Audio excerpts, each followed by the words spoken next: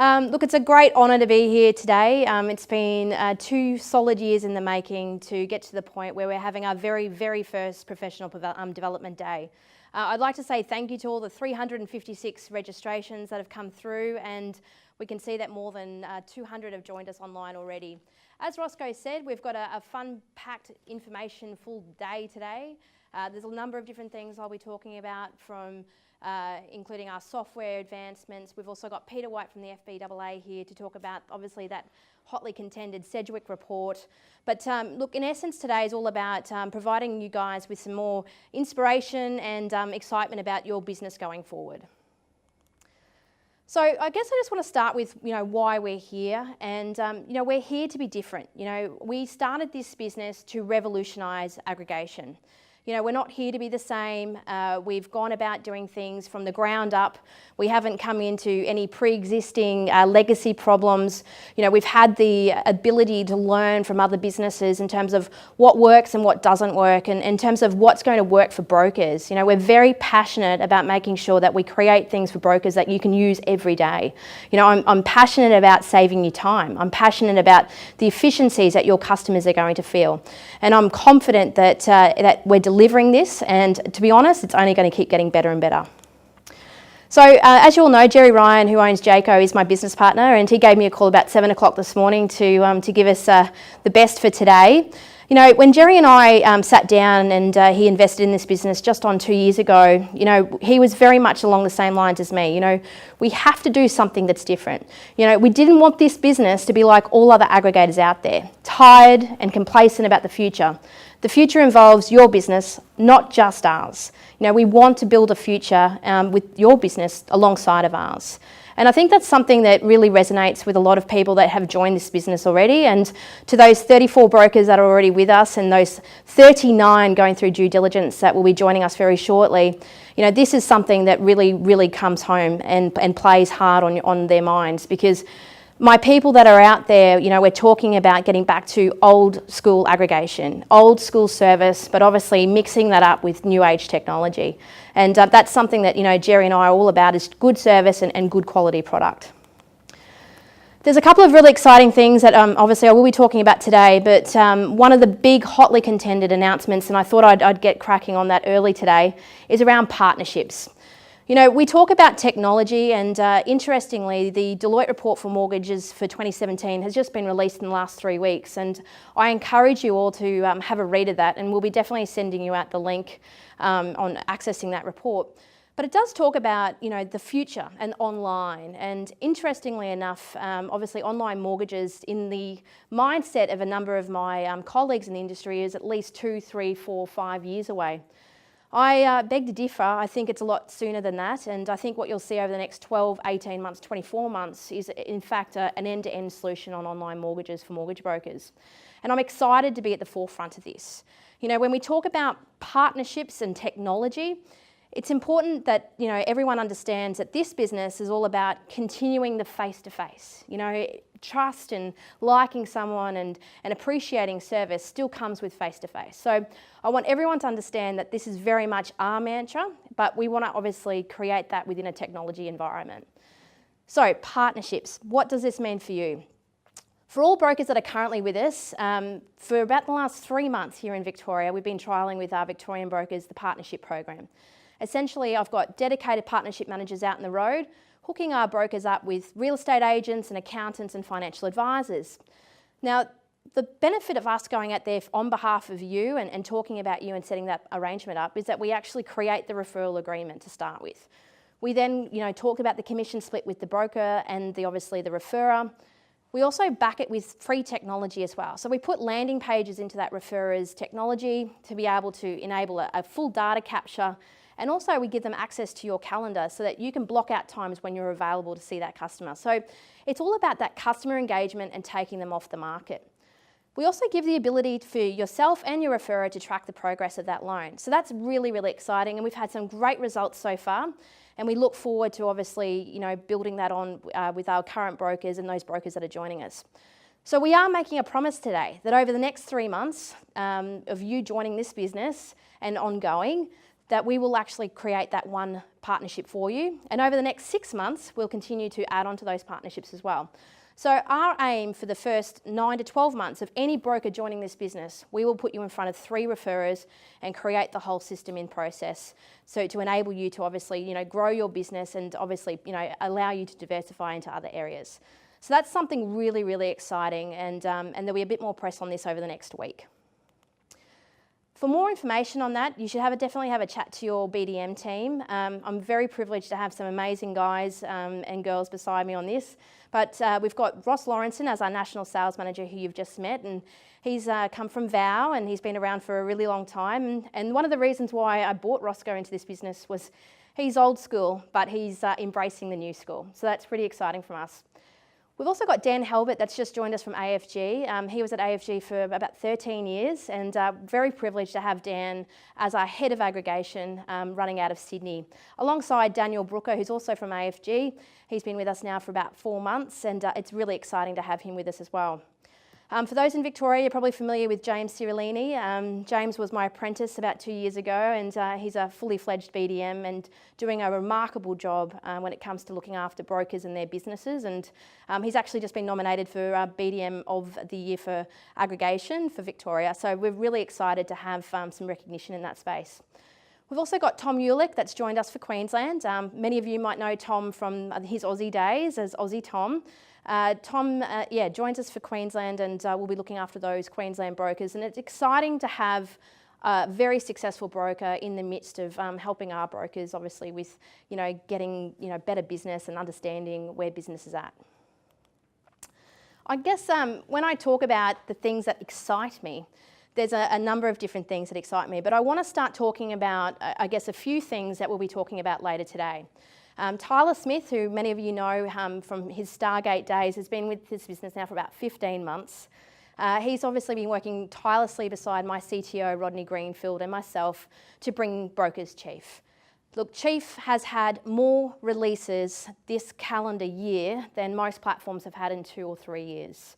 And this is due to continuing our feedback with brokers, and in fact our UX team are out with brokers as we speak right now. And when we do this testing a lot, where we send our staff out to sit with brokers in their offices to understand what they like, what they don't like, and what needs to be made better. Now, due to our release cycle, we sprint pretty hard, and obviously the fact that we're releasing a lot is again based on feedback. But I've got to say, I've been around the country just in the last couple of weeks, and the feedback from larger groups having a look at Chief, who are part of already other bigger groups, can see what Chief is all about and how Chief is changing their business and how Chief will save them money and how it will bring about a number of different diversification of services. So it's really exciting. I'm also excited about Equifax, formerly known as Vida. So for some of you, you may not realise that Equifax was that bought out Vida. One of the things that we're trying to do is essentially create a home loan application that's succinct. And when I talk about the mortgage Deloitte report for this year, it talks again about that online home loan and how far away it is. Equifax is a big part of that, and part of the whole Equifax side of things is the Vida scoring. So we're actually in final beta testing with that at the moment, and we'll be releasing that to brokers within Chief. So for brokers that have access to Chief, you'll be able to log in, you'll be able to see the opportunity card, and you'll be able to actually call a seeker file right from that very instant, and you'll be able to see the credit reporting right there in the window. Some of the other initiatives that we're working very closely on as well is looking at all the data that the seeker file provides us with. So when we talk about online and customers that are getting lazier by nature because they want things quicker, and that's one of the things that Ruslan Kogan and I will talk about later today, is how customers want to create things quicker and get answers quicker. So one of the things that we're working on from a Vida seeker point of view is all that data. We're getting addresses for the last 3, 5, 6, 7, 10 years. We're getting their employment. We're obviously understanding their liabilities. We can actually map that data back into Chief, which means that you're not going to have to ask the customer a whole heap of questions. In fact, you'll be at a point where you'll be able to query questions. So if they've told you they've got 2 credit cards and the Vida seeker's saying 3, then you can ask, well, what's this 3rd credit card? And they might say, look, We didn't disclose that one because we pay it out every month, and the broker will be like, well, that's fine. I just need 6 months of your statements to prove that, and we won't, take that into serviceability. So these are the smart things that we're working on, but it really is about creating efficiencies for you and for your customer. A couple of other things that we've been working on for the last 6 months is chief conveyancing and chief insurance. So these items are currently in design and are very close to being plugged into technology. From a conveyancing point of view, for brokers that want to, create the opportunity to refer to a conveyancer right there on the spot, one of the things that I guess the feedback we get from brokers and from conveyancers and alike is the fact that the data collection side of things is quite tough. And understandably, the conveyancer might get a name and a number and maybe the contract for sale, but they're extracting this information which may take a lot longer to get to an answer. Fact of the matter is, Chief is that one true source of information, and what that enables us to do is essentially transmit that information all the way across to the conveyancer once the customer says, I accept and I'd like my information to go there. And then that allows us to receive back channel messages back from the conveyancer too, so that if there's a shortfall or there's a discharge that's not in place, we're getting all that information back, which allows us to communicate back to the customer on your behalf if you allow us to. So this is really exciting. The next part is chief insurance. Man, what a hard thing that has been to try and work out an API that gives us access to a wide range of general insurance for brokers to be able to provide back to their customers. But we've also been quite fortunate to tap into, other advice mechanisms that need actual financial advice, like your TPD insurance. We've also got access to construction insurance. So this is something that we're working on quite closely right now, and we're confident we're going to have that ready over the next coming months for you. So I'm just going to be a very quick preview of essentially what the conveyancing looks like. So you can see there on the Chief screen that we've also got the life insurance, the house contents insurance, and I think it's really important. And from an ASIC point of view too, we've got this fact find. We have to ask these certain questions. Would you like a general insurance quote, or would you like to be referred to a financial advisor? And one of the things that, you might be able to tick, yes, I've asked the customer, they said no, or yes, the customer said yes. And then you've got this track record that might be outside of Chief, outside of your normal CRM. Whereas we're bringing it all back into Chief, so that as you ask the customer, would you like that life insurance quote? Would you like that general insurance quote? Or would you like to be put in front of a financial advisor? We're actually collecting all that information and the results. And we get to a point where we're actually generating a quote on the spot by calling a live API. So this is what you can see here is a general insurance quote. And once that's sent to the customer, they can accept it and take up that insurance right there on the spot without having to go anywhere else. Now, to me, that's pretty exciting. They're getting all the disclosure documentation, but not only that, with a click of a button, you've got the ability to generate extra revenue. And that obviously is pretty exciting as well. So the customer's getting served well with a range of different insurance quotes, plus you're diversifying your income truly. And we're all capturing the whole journey within Chief. So that's a big tick for compliance right there. So what does the next 12 months look like? Well, we're pretty pleased to say we're working on the My Local profile. And what does that mean? Well, it means an app that a customer will have on their phone and will be looking to access multiple times a week, where they'll have you as your nominated local broker, as well as your local financial advisor who's your referral partner, your local accountant and your local real estate agent. What we're looking to do is also bring in bank statements, and that's something that Tyler's working on right now. But essentially, bank statements tell us a lot of information. And when it talks about expenses particularly, we've done a lot of work within Chief to categorise expenses, and a number of the updates that we receive live from NextGen are around, differentiation of categorisation of expenses. We're also looking to obviously try and create, a system that it's, if all the banks had all the same, it would be great, but they don't. So we work with that constantly to make sure that that's obviously live and up to date for you guys. But bank statements, the power of the bank statement. Can you imagine if you could just create some logic, run it over a bank statement to strip out expenses, to be able to actually inject them straight into your customer file while we're doing it, and it's not that far away. And that's one of the most exciting things about the My Local profile, understanding your customer's behaviour, really getting to the point where you understand them so intrinsically that you're profiling them, that you can better educate them. One of the things that we've written an article recently on is PayPass. We all love PayPass. In fact, I just had to order another debit MasterCard because I've literally worn the PayPass out on this thing. And one of the things that PayPass, whilst is a great luxury of convenience, it also demonstrates every bit of buying behaviour. So, when you're talking about entertainment and you're talking about, oh, I'm spending $200 a month on entertainment, and then all of a sudden you're running through the bank statements and you see, well, actually you've done Uber Eats 3 times this week and that's costing you $300 a month. You're already blown out. So I think part of the customer behaviour and the education process lies greatly in technology. It shouldn't be seen as an inhibitor. It's just not. It's not an inhibitor. It's something that we should take and embrace over these next couple of years to better educate our customers. One of the other exciting things about the My Local profile is the side of things with insurance and renewal time. So when an insurance quote is coming up for renewal, so if you're doing a refinance or a purchase, you know that a new policy has been taken out or they're providing a policy, that automatically goes in, and then obviously as the renewal starts to come around, we can provide them with new comparisons, which means they just keep stickier to you, and you're obviously, knowing full well, and the bank's going to feel pretty happy about that because they know that their security is obviously constantly insured. Things like car insurance as well. CoreLogic. Brendan Jouaf, who is our account manager from CoreLogic, is in later today. And we're doing some amazing things with CoreLogic when it comes to property. What we can do with property and understanding where property's going, what's selling in the future, having that predictive analysis and that profiling of the customer. And Ruslan Kogan and I will again talk about that later today, how vital the profiling of customer is, because this is what will definitely distinguish an aggregation business from the rest. It's how well do you know your customer, and that's something that we're extremely passionate about here. The other thing too we're working on from a desktop point of view is around the My Local group side of things. So like I said, we're launching My Local financial advisor, accountant and real estate agent alongside of broker and aggregation. So it's really about creating that opportunity, which is a full circle of opportunity, from property through to advice, through to home loans, and obviously through to taxation. So this is a really exciting phase for us, and we'll start to talk more about that over the next couple of months. We're also, again, pretty excited about the Rate Chaser home loan product, our very first white label product that's going out into the market.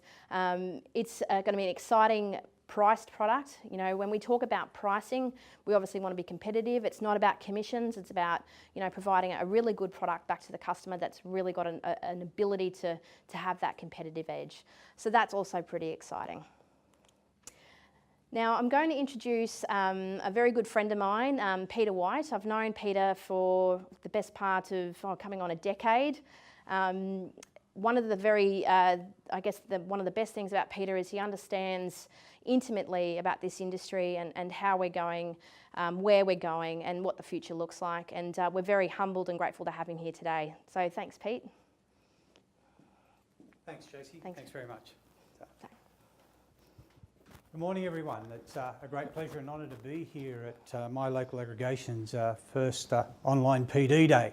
It's excellent. So what I'd like to do this morning is to go through a couple of quick slides with everyone, just as a bit of a background on the association and myself. We won't spend long on that.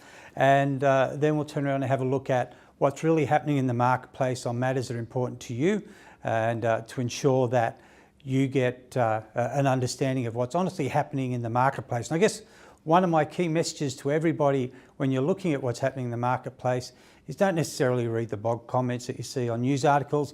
Make sure you're getting it from a reliable source and that you understand what's going on. Anyhow, let's quickly progress.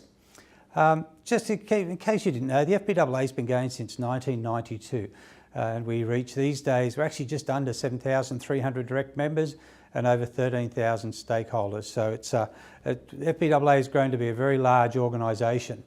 I've been now, excuse me, with the FBAA some 14 years and 38 years in banking and finance. And hopefully I use the knowledge over that period of time to be beneficial to yourselves and to ensure that you're getting the best value that you can for your industry association membership. And most of my work revolves around government, regulators and media, and that certainly keeps us very, very busy, that's no doubt. And it's a great benefit, I think, from the FBAA's point of view and also from my point of view and our members, that we're able to engage government at a very, very close relationship styled level. Even in the past week, we've had a Senate inquiry, which is predominantly flown under the radar a little bit, but probably one of the most significant steps that are happening at the moment in regards to the Sedgwick report and also ASIC's report, and we'll talk more about that now actually as we move forward. So what I want to have a chat about is you've all seen the ASIC report. We know there's been just on 1.4 million loan files reviewed with 157 pieces of data in each. There's millions and millions and millions of pieces of data that's been reviewed by ASIC. And there's no doubt that the data is comprehensive, and we've got to take faith that it's accurate and it is what it is. Whether it's complete or not, that's another thing again, and we'll talk about that in a minute. The many lenders were also reviewed, many aggregators reviewed, and brokers, comparison sites, referral agreements. And at the end of the day, ASIC came up with 13 key findings and 6 proposals that they put to the Minister. And a lot of us are being a little bit critical of what ASIC's been doing of late. But in all fairness to ASIC, they've been doing a fantastic job. What you need to remember is that originally ASIC were not going to create proposals to the Minister. It was all about the key findings. And that was expected by December. And that timeline blew out. And it blew out because they then went into these 6 proposals. And I think it was very good that they did that, because it gives some guidance and understanding as to where, if you like, ASIC's head's at versus our own interpretations of their key findings. I was very fortunate close enough 8 weeks ago now to actually meet with ASIC before this report was made public to the market. And we had some discussions about their findings and also their proposals.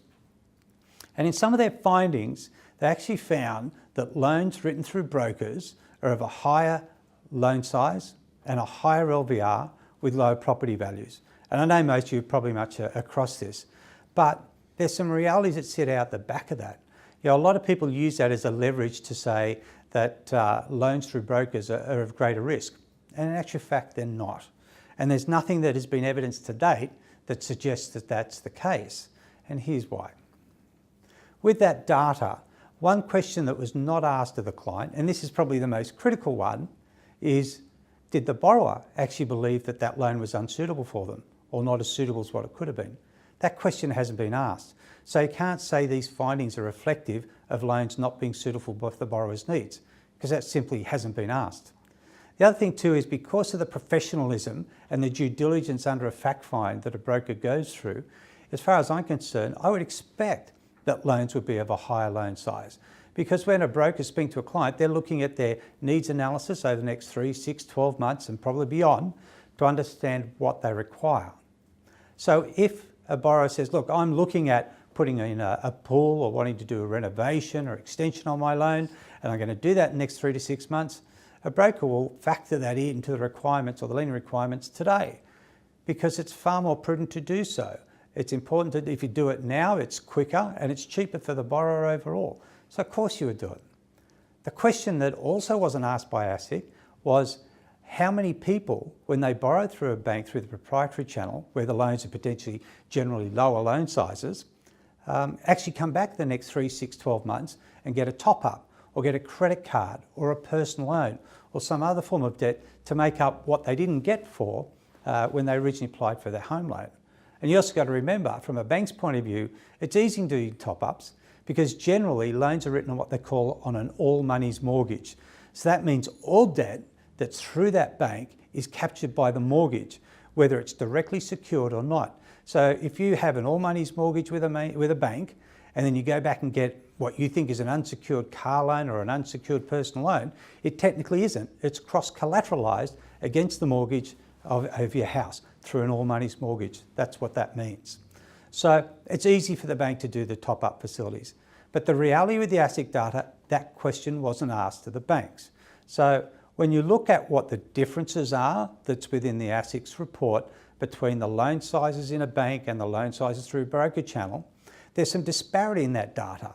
In one instance, they say the difference in loan sizes is just over $31,000, and I'm just rounding numbers off.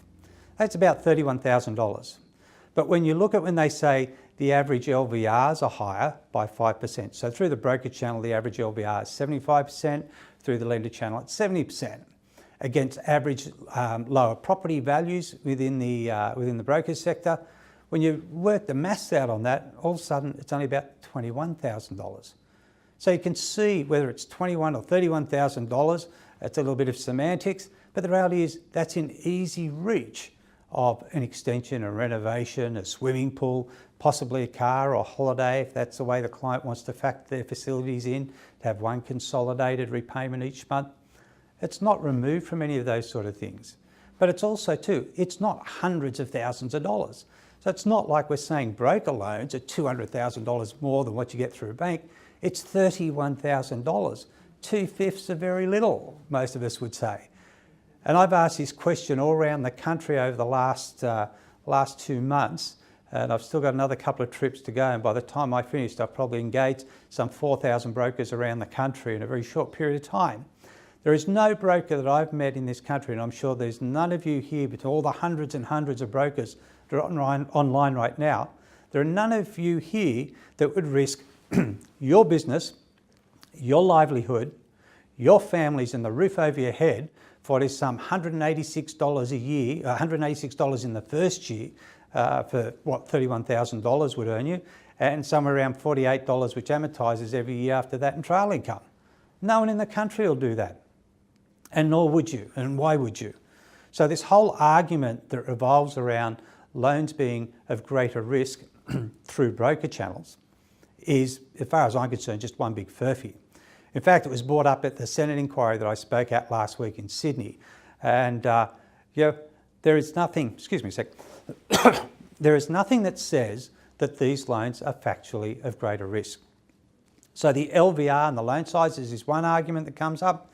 The other argument is defaults. And what the data says from ASIC in their report is that the arrears through the broker channel are higher than in proprietary channels. And it's correct. They are higher, but it's only 4%. So it's not 4% on top, that's 4% difference between the two. It's not a lot of difference between the two.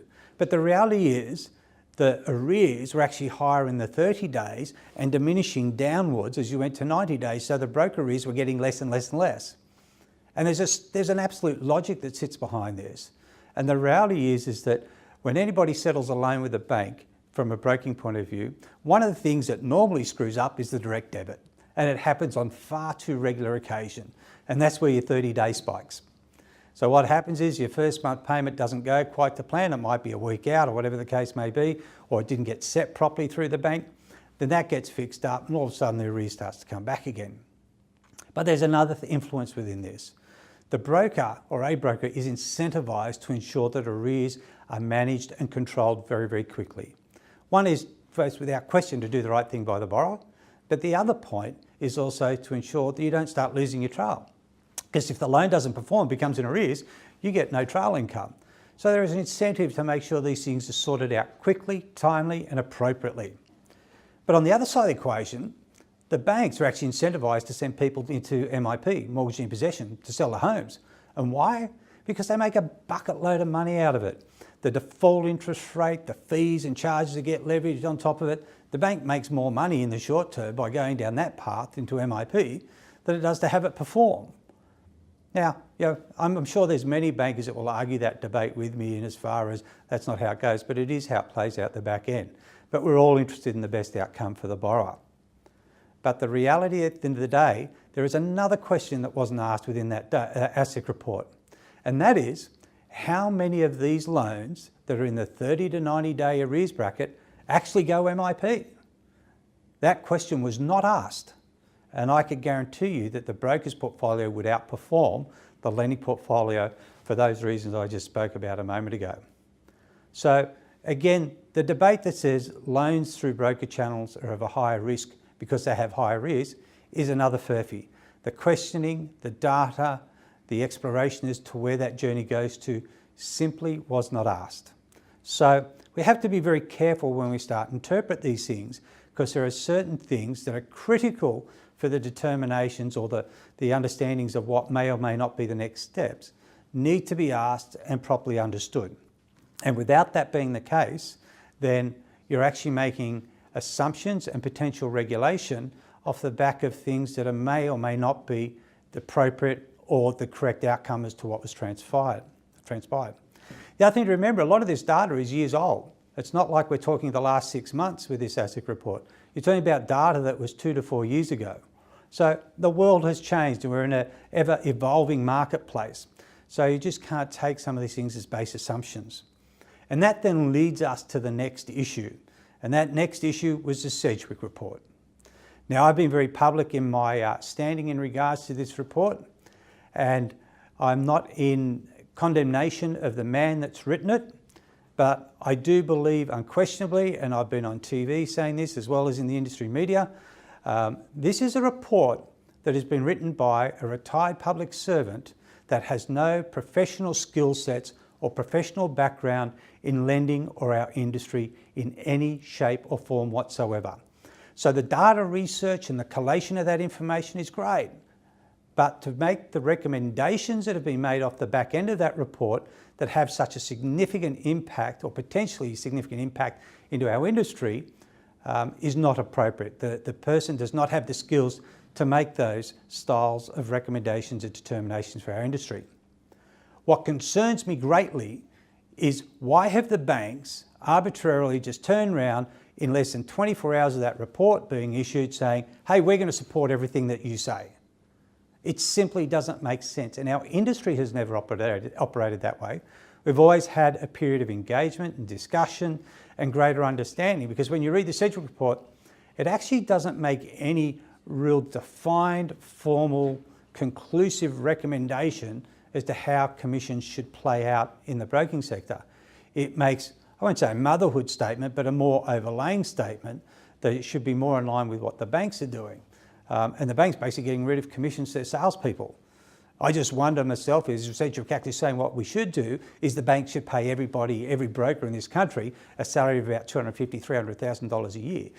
If that was the case, there's maybe further discussions to be had on that. But it's obviously very challenging when you're looking at this report, because out of the, I think it's 21 recommendations made in the Sedgwick report, there's only 3 that impact our industry. A couple of those we agree with, and the FBAA did a global research paper last year, which has been handed to the Senate inquiry. It's been handed to very senior ministers and senators outside of that, and it's been distributed out through to our members. And a part of that data shows that brokers in Australia are some of the lowest paid in the world. And what's more, we're one of the only ones that suffer with clawback. There are a couple of other arrangements that are more low-key. So in Canada, it's actually been captured in a new regulation that's coming out in July of this year, but it really doesn't affect anyone. In America, there's no agreed position on clawbacks, but if they catch you, churning over your book or churning over loans every 6 months, then they'll probably come and have a private conversation with you. But it's not documented any agreements anywhere.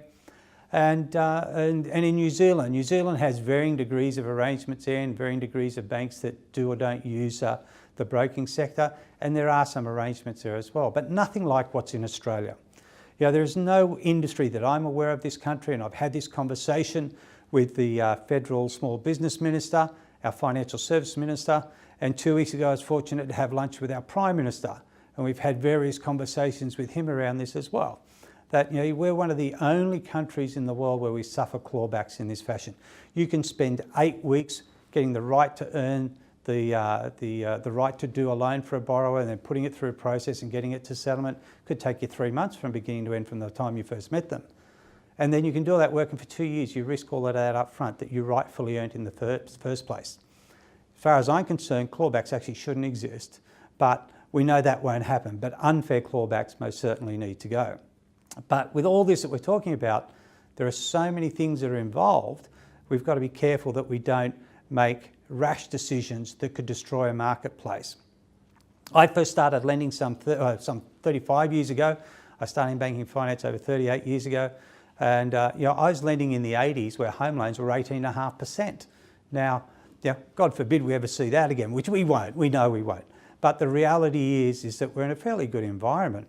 But what we don't want to do is reset the clock back 30 years and become into a draconian banking environment whereby, when I first started lending, it was a dictatorship. I told you when you came to saw me, I told you what you had to do, and make sure as hell don't come and waste my time unless your parents have been banking with me for the last 20 years as well. It was a shocking environment. And mind you, we didn't open the doors till 10 and we racked off at 3 and went to the beach or down to the pub. It was a very one-sided world. But the reality at the end of the day is that banking regulation and how banks operated and lent money out was very, very draconian to today's society, because it was the brokers during the early 90s that actually changed the dynamics of lending in this country today. We had, through the early 90s to mid-90s, banks shutting branches left, right and centre around Australia, and it was the brokers that stepped up to the plate and delivered the service that the borrowers needed to their door, to their homes, to their workplaces, as they needed. There was no longer the dictatorship of come to see me between these set times and all those other little boxes you had to tick. That changed. I myself, when I was broking, the latest appointment I ever did was 1 o'clock in the morning. Yeah, so I know what it's like to be at the back end, but to provide that service is unique, and it's something of a huge value that we've brought to the marketplace, together with allowing people to get access so many different lending options around the country that they could never have done in the past. And of course, we can't forget the non-banking environment. The non-banks brought pricing competitiveness and product innovation unlike we'd ever seen ever in this country to date in the mid-90s when that came out. Because what you've got to remember is, if you go back into the 1980s of lending, there was no such thing as offset accounts. Nobody got redraw facilities. And the only interest-only facility you had was because it was geared to a business. And if you had a redraw, it actually wasn't a redraw at all. What you had was an overdraft facility. It cost you a fortune. So these are all things that our industry has brought to the table. If we allow government, regulators and people to provide reports that actually don't have the professional skill sets to make the recommendations they are, we could reset the lending clock back 30 years, maybe longer. And that's something that we can ill afford in this country, and something that should never be allowed. And myself, and I know many of my colleagues, are fighting very strongly against that sort of thing happening. And whether it be at a high-end government level, Senate level, regulatory level, where they're fighting this report all the way through, both on the Sedgwick one and the ASIC report. The ASIC report's not too bad, because what you've got to remember is that ASIC didn't come out and said they didn't say there was anything bad with brokers. They didn't say there was anything bad with commissions. They actually said the reverse. And Greg Metcalf's on TV saying, yeah, look, we don't think there's anything wrong with commissions. All we think, and this is what ASIC's saying, is all we think that there may need to be some tweaking. Okay, let's sit down and discuss what tweaking might be. But there most certainly is no position by our regulator. They're the ones who police our law. They may not create it. It's created by the Minister through Treasury, who writes the law. But certainly law is not created by a retired public servant. No disrespect to the man, but the report's just not substance to create regulation of. So we've got to be very careful with that. We need to work with our regulators, what we're doing, and keep working with the Minister and other senators in government to ensure that we get the best outcomes that we can from where we're going. Because as far as I'm concerned, baseline commissions, upfronts and trails as we know them today, there is no evidence at all in the marketplace that suggests those things should be changed. There's some anecdotal data that hasn't gone far enough to prove anything, but certainly there is nothing there that conclusively says our sector does anything wrong. In actual fact, history is testament to the fact we've done everything right. Yeah, we've had issues, and we brought the NCCP out because we had some rogue elements enter in the marketplace, but that's normal with any industry that isn't fully regulated. Well, the NCCP's taken care of that. But we've grown a marketplace, we've grown market share, we've grown product, we've created pricing competitiveness, we've provided service levels that never existed in the past, and all these things are significantly beneficial outcomes to borrowers all around Australia. And I'm positive that that will continue to be the case. So I guess at the back end of this ASIC report, the Sedgwick report, what I'm saying is, let's not get too distracted today. Let's make sure if we've got something to say, you say it, stand your ground, stand firm, and stand solid in the fact of what we've actually built as an industry in the lending sector. So that's, I guess, my word on what's happening with those reports. But you can probably see on your screen there's a couple of other points I wouldn't mind touching on quickly if we've got time to permit. These are a couple of other things that are happening right now. One thing that I will touch on though before I forget that's not on there, there's a new consultation paper out last week all about breach reporting. So any of you that hold a credit licence, the current breach reporting obligations are upon your annual return. And every year when you do your annual return, you mark down any breaches down there and you report it. That's problematic. I don't know about you, I don't remember what I did last week, let alone what happened 12 months ago. So you need pretty good records to track that down. What is being proposed by Treasury at the moment is that breach reporting becomes immediate upon the breach as it happens, not at your annual report. And by the way that paper is written and the advice and guidance we've got from our external consultants that sit behind us with this, the decision's probably already been made. So you'll probably find the decision will be that breach reporting will need to be immediate upon its occurrence and not on its annual return. That's not on my slides there, but before I forget, so you know. So that's something that will come out. One thing that has happened is that the flex commissions within the motor sector, for any of you that are in motor finance, has been changed. There's guidance come out from ASIC on that. They've given till September 2018 for that to commence.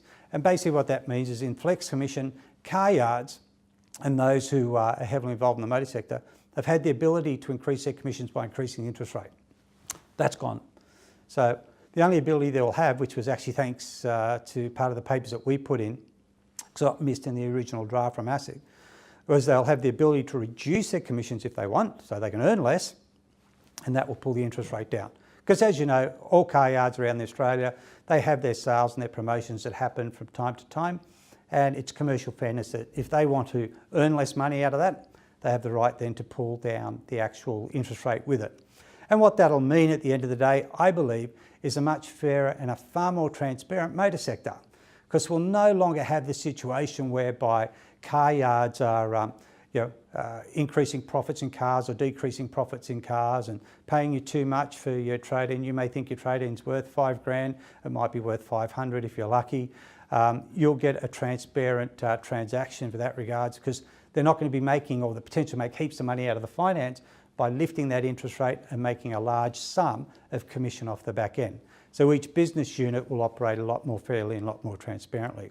So I think that's a very good outcome, and that starts in September 2018. The other critical thing for all of us in the country is what's happening with the funding of ASIC's enforcement costs as being reviewed by Treasury at the moment. Now what this is all about is that every year the ACL pays a renewal fee, a credit licensee will pay a renewal fee to ASIC. And that fee is variable at the moment depending on volumes. It can be down from about $450 up to about $20,000 or $30,000 I think it tops out at. But when we met with Treasury last year, Treasury said, look, the enforcement cost for finance brokers in Australia, so that's all brokers, mortgage and finance brokers, is $15.5 million. It's not ASIC's runnings costs, it's their enforcement costs. And by law in this country, they have the right to claim that back from industry, and that happens against all sectors.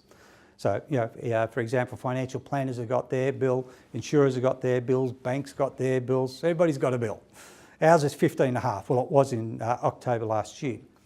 Upon further information, investigations and our review of that, we went back to Treasury in early 2017, so in January.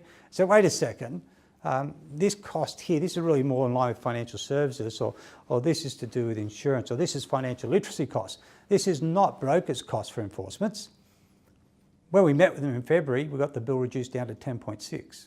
So almost had $5 million wiped off the bill, which has made a significant difference to what was going to be pushed back to our sector.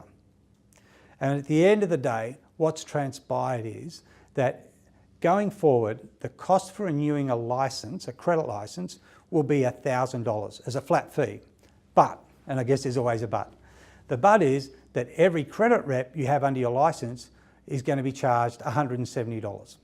That's on today's maths, so on the $10.5 million. So it's $1,000 per credit licence and $170 per credit rep.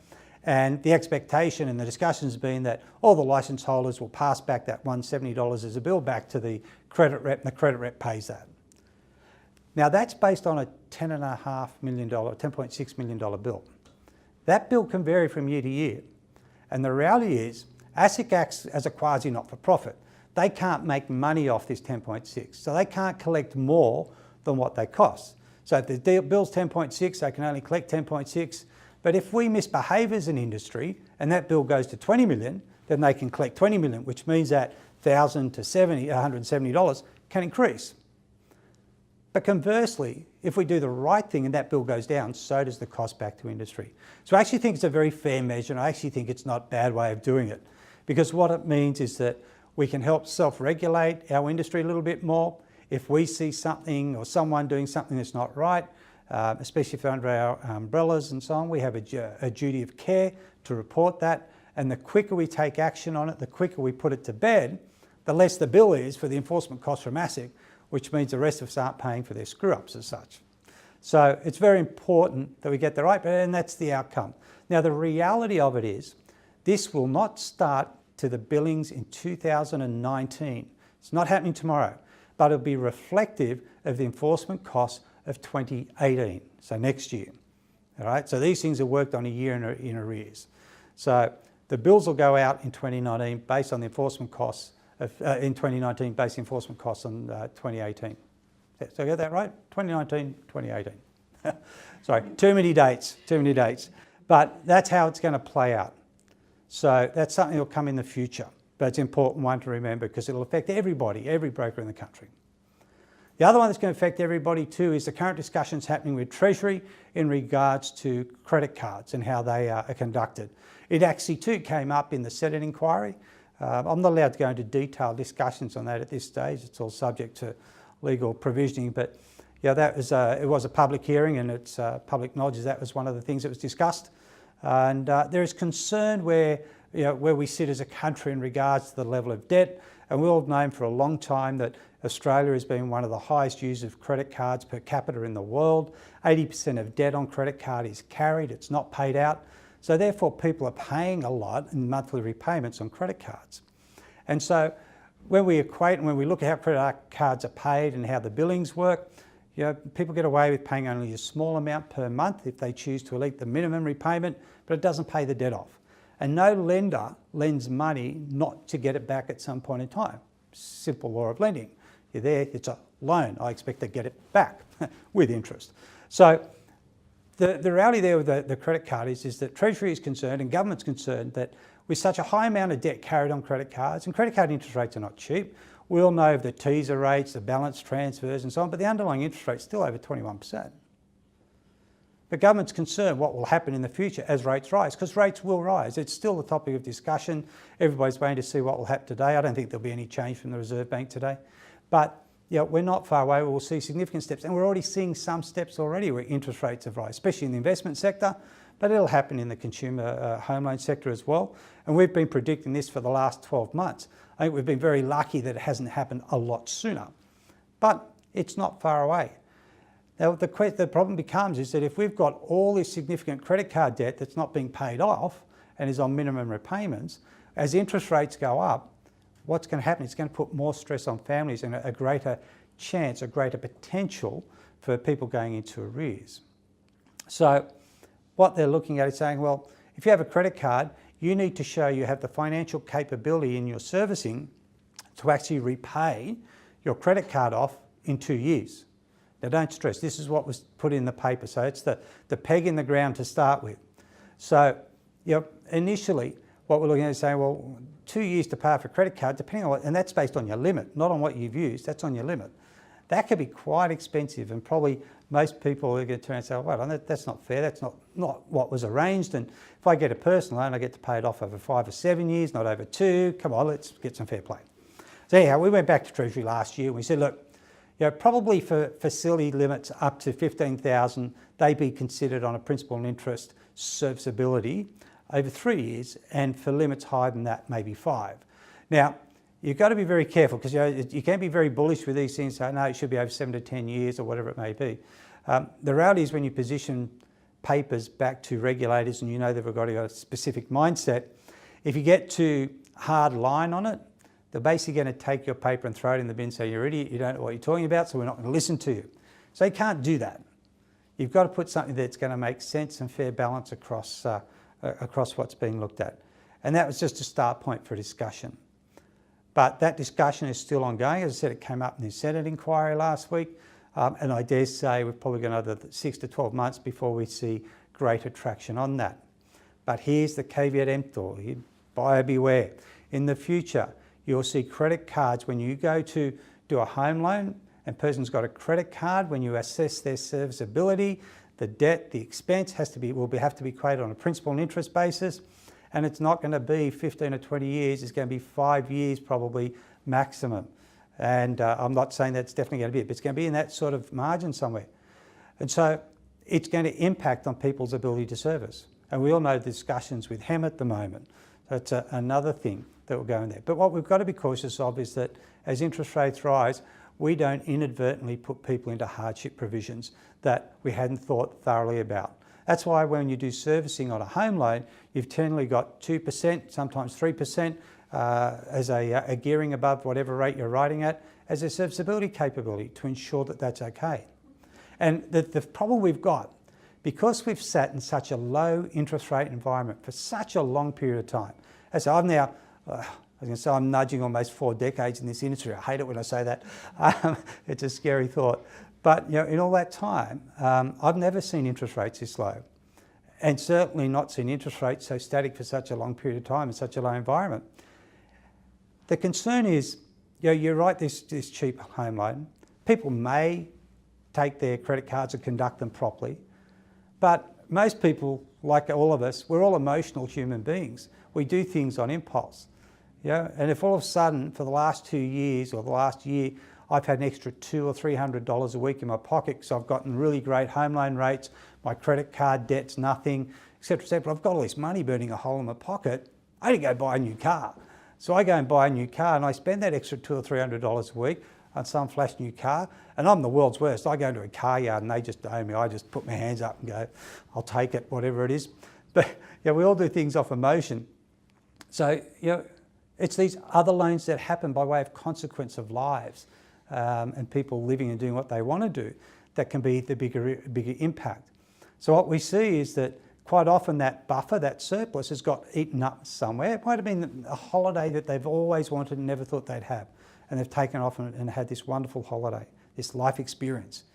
But the buffer zone they had in their repayments is gone. So as interest rates go up, there is no buffer that was left. It's hypothetical. And the risk is that it will cause something to give. It will cause the credit card to give. It will cause the mortgage to give. Something will snap along the way as stress comes involved. And remember I said earlier about all money mortgages, so that if you're dealing with the same bank where you got your mortgage and that bank's also got a personal loan, it's also got a credit card as well, all of those unsecured debts are tied back to the mortgage. So you default on your personal loan or you default on a credit card, they can sell your house. That's the bottom line of that. This is where we need to be careful. It's not going to say it's exactly what's going to happen, but it's a risk with where credit cards are at, again, because we're one of the highest users per capita in the world. 80% of credit card debt is carried. What happens when interest rates go up? The buffers get exhausted, the what if, and have we put people into situations, or have people wound up in situations because of themselves and their emotions taking on extra debt that then puts them into hardship? And this is where you, the broker, becomes extraordinarily paramount in dealing with your client. You should at least once a year do that health check on your borrower, but it's just not an email saying, hey, how you going? Trust you well, is the family good? Sweet, see you later. That's not what it's about. You've actually got to spend the time, go back through what their needs are, revisit that needs analysis, and make sure the loan that you arranged for them, that mortgage, that one you're getting paid trail for, and also their circumstances hasn't meant that their loans have now become unsuitable for their needs. You need to revisit that. You need to do that work with the client to ensure that everything's still on track, because that's a part of your responsibility as being their broker, and to ensure as we go into these next few years that because of what happens with interest rates that your clients aren't going to be worse off, or something may look like it's going to occur that you could preempt and manage before it happens, so that you look after them the best means possible with their lending requirements. So anyhow, the credit card thing is yet to play out, but this is why it's playing out. It will happen, and these are the way it could potentially impact you and your client. So you need to look at these things and be on top of them and ensure that you're helping to manage your clients the best way possible to preempt things that potentially could impact them going forward. One of the other things that's happening at the moment, moving on from credit cards, is the potential amalgamation of ombudsmen. This started last year, and as you know, we've got the CAO and FOS, and the debate has been, should those two ombudsmen become one? Last year, and there's been very discussion on this, last year we went out and we said, look, we would always be concerned that you create a monopoly, and when you get monopolisation in marketplaces, that can have a whole series of impacts that come out the back end. But if it created greater efficiencies, processes and systems and speed in the marketplace in dealing with case matters through an ombudsman system, that's probably a good thing for borrowers. Because if you've ever had anything to do with an ombudsman service for your clients, you'll know that it's fairly clumsy, it's slow, you could have 4 or 5 case managers and everything sort of tends to reset. It's a real hassle. So that's where we believe it should play out. We think it would be a good thing. And the reality is there is no monopolisation of the marketplace anyhow. Because how an ombudsman system works, it's actually governed by laws in this country. They are regulated, controlled through ASIC. That is their greater or higher power, if you like. And they cannot just arbitrarily push up their fees because they've got no competition anymore. It doesn't work like that. So there's no monopolisation issues at all. And we knew that, but you've always got to put that peg in the ground to make sure we're watching. And but I do believe, and again, the way the stakeholder engagement papers have been written, we believe that that's basically already done. And sometime probably during this year, you'll see we'll be down to 1 industry ombudsman. They were trying to bring the small business ombudsman in under this umbrella as well, and we said, no, that doesn't make sense. They got nothing to do with credit. So they're all dealing with general day-to-day small business issues, and that's a good thing. Leave them focused on that and bring the credit boys together and get them focused on that.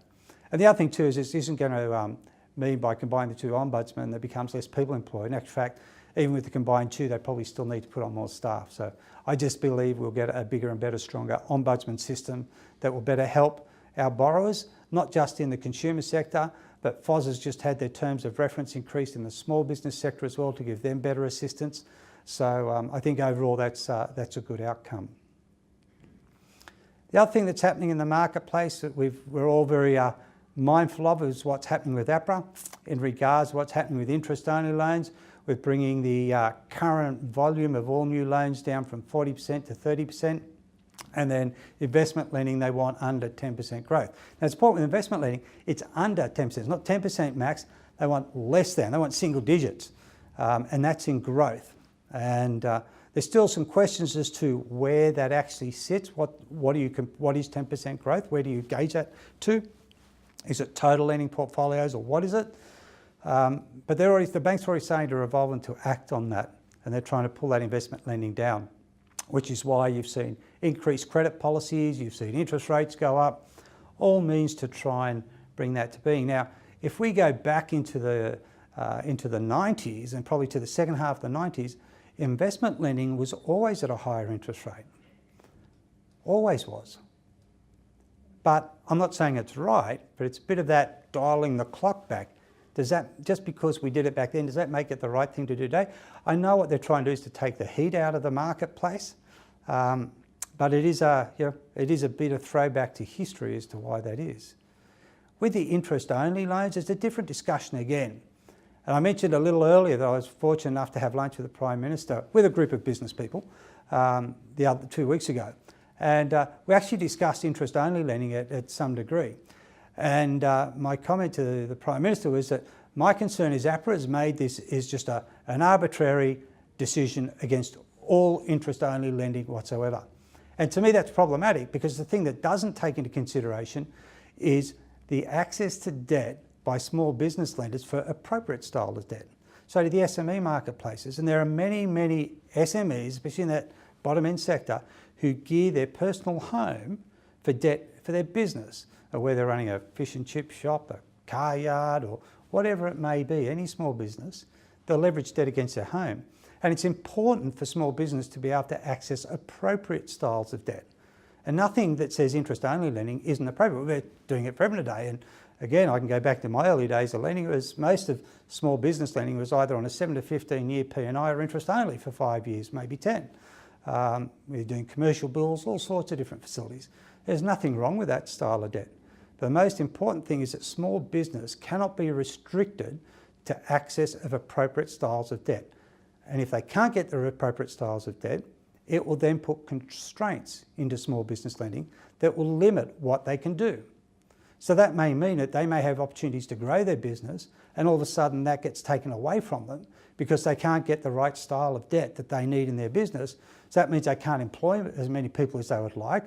That restricts their business growth. That potentially may make that those people that they might have employed might find it difficult to get employment, so that could put them on the dole queue.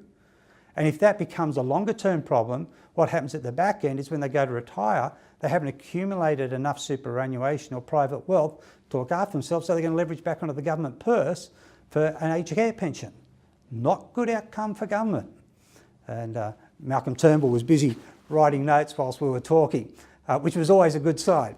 And so I dare say that that play isn't completely over yet, and it's something that this country needs to be very careful of, that we don't limit the access of appropriate style of debt to small business. Of course, its potential impact and ramifications to our country is significant, to our economies. So it's important that that gets right. And those things will all continue to play out. So I've probably exhausted, I guess, as much as what I want to say on the regulatory side, but I do have a couple of other quick points I want to talk to you about. And one is this slide here on the Australian landscape, as I just finish off these last couple of pieces of conversation with you. Now, most people say, well, Pete, what are you talking about? We know all this stuff. We know our population's about $24 million, 80% of the population, $24 million, 24 million people, 80% of the population sits East Coast. You may or may not be aware, but the average home price is now about $656,000, up from $623 in December 16. So the average weighted price for a home is actually increasing quite significantly. We have a national home loan portfolio of a bit over $1.5 trillion. We've got just about 25,000 consumer brokers. That number is actually going up. I did an extract this morning on another matter of ASIC's database, and the number of credit reps and the number of credit licenses combined is totaling about 40,000. It's actually going up quite significantly. And I'll be bringing some more information on that once I finish collation of that data in the coming weeks. Anyway, the average LVR for, I guess, the home loans around 70%, new borrowers is over 80%. We know the cash rate's at 1.5%. Variable rates are sitting either side of 4%, and over 50% of all brokers, all loans are originated through brokers. So that's general stuff that we know. But what we did last year, the FBAA, via what we saw come out from the Minister back in November 2015 in relationship to actually conducting a review of the broker home loan commissions, we went out and did a whole lot of global research. And what I want to do is just share with you a portion of what is a much larger slide of some of that research that we found. And here's what it looks like. So on the top line there in the green is where the Australian marketplace, and the bottom is global averages in red. So on average, our loan sizes are around 450. Now this is just a general estimate. It's not different markets. You say, well, wait, on my loan size is significantly higher than that. In other markets, they're significantly less. I know that. This is just a general average. So it's about 450. As you see, our data's increasing. We've got over 24,000 brokers there, but the numbers of that are growing quite significantly at the moment. On a global basis, down the bottom there, if we take South Africa out of the maths, South Africa was a market we looked at because there was some engagement capabilities to understand their marketplace, but their loan sizes are really small. But the average loan size on a global scale is about $308,000. The average up front is about 1.26%. We're about 60 basis points, 65 all up, and about 0.2 trail where trail is paid. And we know it's not paid everywhere, that's a given. So, yeah, we're turning and saying, well, wait a second, Australia's underweight day one. And of course, we're one of the few around the world that has clawback, and most certainly the only ones that we've seen in the world that has the extent of clawbacks that we have in the marketplace. So they're challenges for us. You know, we can be very bullish, say, hey, it'd be great, let's go work in America. You don't get trail, but you get 2 to 3% up front and no clawback. Well, given the average life of loan in Australia is somewhere around 3.5 years, at 60 points up front and 15 trail, you're a long way away from getting 2 or 3%, let me assure you. But that's a bit of research that we conduct in the marketplace. That is a small snippet of a chart that's a part of our greater paper that we put to the Senate and to the ministers. And it gives an interesting light on where we're at in Australia compared to everywhere else in the world. Now, I'm one that doesn't necessarily like to compare myself to everybody else in the world, but it's important every now and then to stop and reflect and understand their journeys. It's very important to understand the journeys. Like in Australia, broking came out of basically the banking sector. That's why we generally just write the mortgages. Whereas if you go to the UK, it didn't come out of the banking sector at all. Broking in the UK came out of life insurance, which is why somewhere in the vicinity of 50% and growing of number of mortgages have life insurance products attached to them. In New Zealand, it came out of general insurance and so on. So everybody's journey is different. It's important to understand that journey, to understand why their structure is what it is today, why it has evolved to where it is, and where it possibly will go in the future. These are very important things to understand before we start trying to predict what we should or shouldn't do here in Australia. Anyhow, that's probably enough from me for this morning. Thanks again for your time, appreciate it, and I'll hand back over to Roscoe. Thanks, Pete. Thanks, Thank you mate. very, very much. Now, Pleasure. don't go, because we cannot wait till later on this afternoon. Some of the questions that have been coming through Questions? Good. have been amazing. Yeah. So I guess the first question that comes off that has come through, what is the FBAA doing to stop the Big Four from implementing the Sedgwick report recommendations? Yep, certainly. It's very difficult for us to stop the banks from doing anything they want to do commercially. So let me just put that as a peg in the ground. But in saying that, I brought it up at the Senate inquiry, and my comment to the inquiry is that the banks cannot probably the banks cannot be allowed to stop the legal due process being concluded that we're under at the moment. So we have a due process that we're going through, and that's with ASIC and Treasury and the engagement with stakeholders to talk about the ASIC report. And the ASIC report was the main focus of the Senate inquiry. But this whole Sedgwick report is trying to circumvent and manipulate the outcome of the ASIC report. That's the way I see it. It's a manipulation of process. It can't be allowed. I've leveraged that very loud and clearly with the Senate. And I actually made the comment to the PM as well. And so we're trying to lobby government, if you like, to disallow the banks from actually doing anything until such time as the legal due process is completed with ASIC and Treasury in regards to the Home Loan Commission review. We are looking at some other conversations at the moment, which I won't telegraph, but there's a union that's now gotten involved, or the FSU, that's public information, got involved yesterday on this, and they're condemning various actions by it as well. So I dare say there are other conversations to be had to do what we can to stop this. But remember, we can't stop a bank from making a commercial decision. But I think we've got to be careful when we say the Big Four, because I've had feedback through industry that not necessarily all the Big Four are in line with this.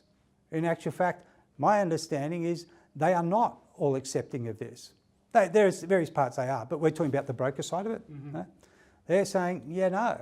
And there are other banks who are saying, yeah, no. They're cautious about what they say publicly, so we're not going to name names or anything.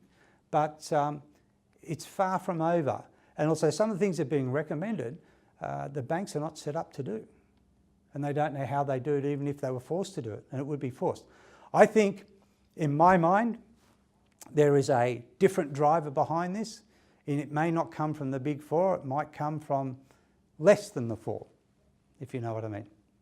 So we are working to ensure that we can do things to handbrake this, both at a Senate level, through government, by way of wanting to reinforce that legal due process must be allowed to be completed. And all this is doing at the moment is trying to manipulate an outcome, which is completely inappropriate and shouldn't be allowed to happen. So that's what we're doing at that side at the moment. There is more that we're doing, just that I just can't really go into the details just yet. Well, that's good. So the industry is not just rolling over and letting it all happen. Not even close. Okay, Yeah. that's good news. Okay, the next question is anything being done to stop the banks from paying? Could you just scroll that up, please, Chris?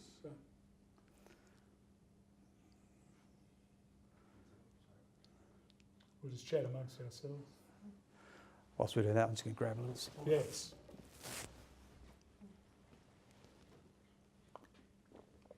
Okay. Is anything being done to stop the banks from paying the same referral fee to spot referrers who add no value to the consumer outcome?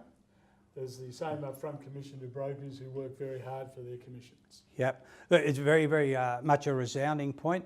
The commissions are slightly less, but they're that close, it's not funny. Again, Senate inquiry brought up then.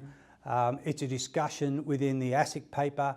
I have 2 more meetings in the next 4 weeks with ASIC and before we put our formal paper together to reply by the end of June with our stakeholder group and members and so on. And this is something I would be very confident to say you'll see an end to that referral fee basis. I dare say they will pay some sort of professional fee on a much, much lower scale. But there's movement within the banking sector anyhow, and we can look at it in the commercial sector where the paying of a referral fee for a name and number, they're just over. They don't want to do it anymore. And so the FBAA is putting on a masterclass series in a few months' time, and commercial sector takes skill sets to a higher level, because that's what the banks are telling us they want. And I see it falls in the same bracket of that. You know, by paying people, you know, these way over the odds sort of fees for a name and phone number, and the bank still does all the work, is not a cost-effective means of acquisition. So it actually doesn't make money for the bank in doing that, because they're paying that, and there's usually quite often the professional circles, they're paying that fee out, but also having to write it at the cheapest rate because the clients are the certain quality that demand a sharper pricing deal. So it's not a costing means of acquisition, but it is certainly under the microscope with ASIC. It's certainly a discussion at the table, and it's a long way out from being over. And my gut feel says is that will go or reduce to something being very small. Tremendous. And I've got just the one more question, and this is probably hits the nerve for most brokers out there. Yep. No, I'd say all brokers. That is clawbacks. Now you touched on it briefly. Yep. Looking into a crystal ball. Crystal ball to me says unfair clawbacks will go. Okay. Clawbacks. So what do you call an unfair clawback? Well, this is a $64 million question that's up for debate. But generally where you have life events, so if somebody dies, goes through a divorce, wins lotto, a life circumstance happens that is not related to direct manipulation or direct impact by a broker to churn the portfolio, then they shouldn't be included. Now there's actually, for the sake of the term, case history for this, because it happened in the financial services sector, where they've actually put premise in place as to what an unfair clawback was. So there is a peg in the ground to say, well, this is how it can work. But if you breach an agreement, same with anything else in this world, if you breach an agreement, if you break the law, you're going to take your licks like anybody else. So if you do wrong, you pay the penalty and you move on. But if a life circumstance happens that is outside of your control, you've got to remember, you did your job. You got paid up front to settle a loan. The loan settled, game over, it was done. And there's certain banks today that don't hit you for clawbacks. I can name two and a non-bank that do it today. Right? And if they can do it in just about everywhere else in the world, why the hell can't we do it here? So it's a discussion on many, many fronts, and hopefully one that we'll see. I would love to see this discussion finished with this year. That is my goal. Whether I can do that or not is another thing. There's a lot of forces that are playing in regards to the current reports, and they tend to take an overarching position. But it's something that's within those discussions as well. Because if anybody's going to change commissions on us, they've got to ban clawbacks. They've got to get rid of clawbacks altogether, as far as I'm concerned. But let's not play that card. We don't want it to be in that space. We just want it to play out fairly, and that's what it's about. Yep. And I guess the the other concern that a lot of brokers have when they talk to me about it is the client who may go into a bank to make a repayment. Yep. And the girl behind the jump does a sensational job. Yep. And 3 months later, the broker ascertains that there's a clawback coming through. They contact the client. The client goes, well, what have I done wrong? I'm still with that bank. Yep. Well, that falls into that unfair clawback Yep. situation. That is outside the broker's control. The broker has done nothing wrong. And that is more an opportunistic position by the bank. They still got the client. And when the bank looks at the cost of acquisition of clients, far cheaper to do it through the broking area than it is to do it through their retail branches. And but it doesn't change the situation. The broker brought the client in. The client got paid to bring that client in and to take them through that process to settlement. They did that. That game's over, unless you do something wrong. All right, tremendous. Thank you very much, Peter. Pleasure. Pardon me. So we're going to break now until 12:30. That'll give you a chance to catch up on your emails, phone calls, etc., and have a little bit of light lunch. So we'll be back online at 12:25 for a 12:30 kickoff. Thank you very much.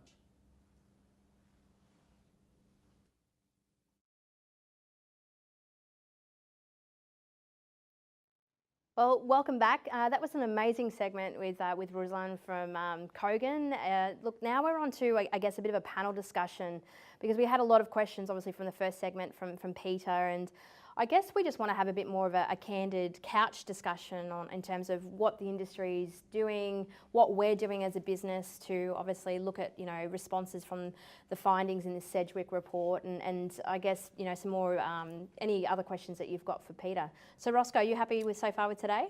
Oh, it's been sensational. Look, one of the, having not too dissimilar to Pete, nearly not quite 40 years, but 35, anyway. Look, one of the areas that I think are really pertinent in 2020, and I think that's where we've got to position ourselves, that we are a 2020 operation. Correct. Is for years, as brokers, we've heard the terminology diversification. Mm-hmm. And we go to PD days and we hear people discuss diversification, and everyone just assumes that means we've now got to sell some loan protection or the like. But I think in this day and age, that if you're going to put a shingle up and become a mortgage broker, you've got to have your 6 pillars. Mm-hmm. And by that I mean your retail loans, you've got to be able to understand and identify investment lending, you've got to understand equipment leasing. Yep. Got to understand commercial, agreed, construction, and also non-conforming. And the harsh reality of it is that most brokers, hand on heart, are lacking in all 6 skill sets. So I think the term diversification actually means recession-proofing your business moving forward, and being able to offer a genuine full suite of financial services, and then in turn that then comes with your insurances and your real estate propositions and the like. Do FBA, AA think similarly, or what do you think when people go diversified? Do you cringe in pain and then... We'll split that a bit, Roscoe. Yeah. We won't say FBA. Was that what do I think? Okay, what do you think then? With the couple of years that some of us have got in the industry, I guess one of the things that I've seen of history is something important to learn is when you talk about diversification, is not to stray too far away from core business. Correct. And those that stray too far away from the core business don't make it.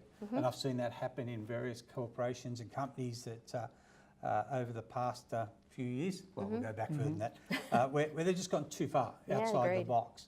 And the problem then is you lose focus on what your core business is, and that becomes problematic. So your 6 pillars that you're talking about, Roscoe, is very, very relevant to understand. And some companies branch into some insurance style products and so on, which are sort of attached to the lending cycle anyhow. But you've got to be careful where you go, because you start venturing into other areas of expertise and skills and different regulations, and if you're not careful, you get embellished in all of them. Oh, absolutely. Without really focusing in on the core business of lending and all that lending has. Because, I mean, lending is a huge thing to grasp in its totality. So, and you just take flex. I mean, how many brokers don't understand flex? And that's okay, because if you're a residential broker, you're not necessarily going to understand what flex is all about. Yeah. It's an important part, and not only does flex, and you look at how wholesale funding works and floor plans and link credit providers, securitization, it goes on and on. So it's a challenge, that's for sure. I think from my point of view with diversification, and look, I started broking just over 12 years ago, and for me, I diversified into commercial and equipment finance and invoice discounting, and I was quite lucky. I did a stint at Liberty where I cut my teeth on it as a BDM, but for me, when we talk about diversification for, say, a residential home loan broker, and we've probably got more of those online today than the commercial, but traditionally the diversification has been such a manual process and nothing's been documented. And when you're talking about the customer journey and the fact that ASIC is requiring us to ask more questions of our customer, to provide more protection, more advice to our customer, and how you know, diversification's great, obviously, for additional income, but it's also about that education piece back to your customer and that overall protection, I find. And, you know, that's something where we've got to benefit with technology, because we can build that into our processes and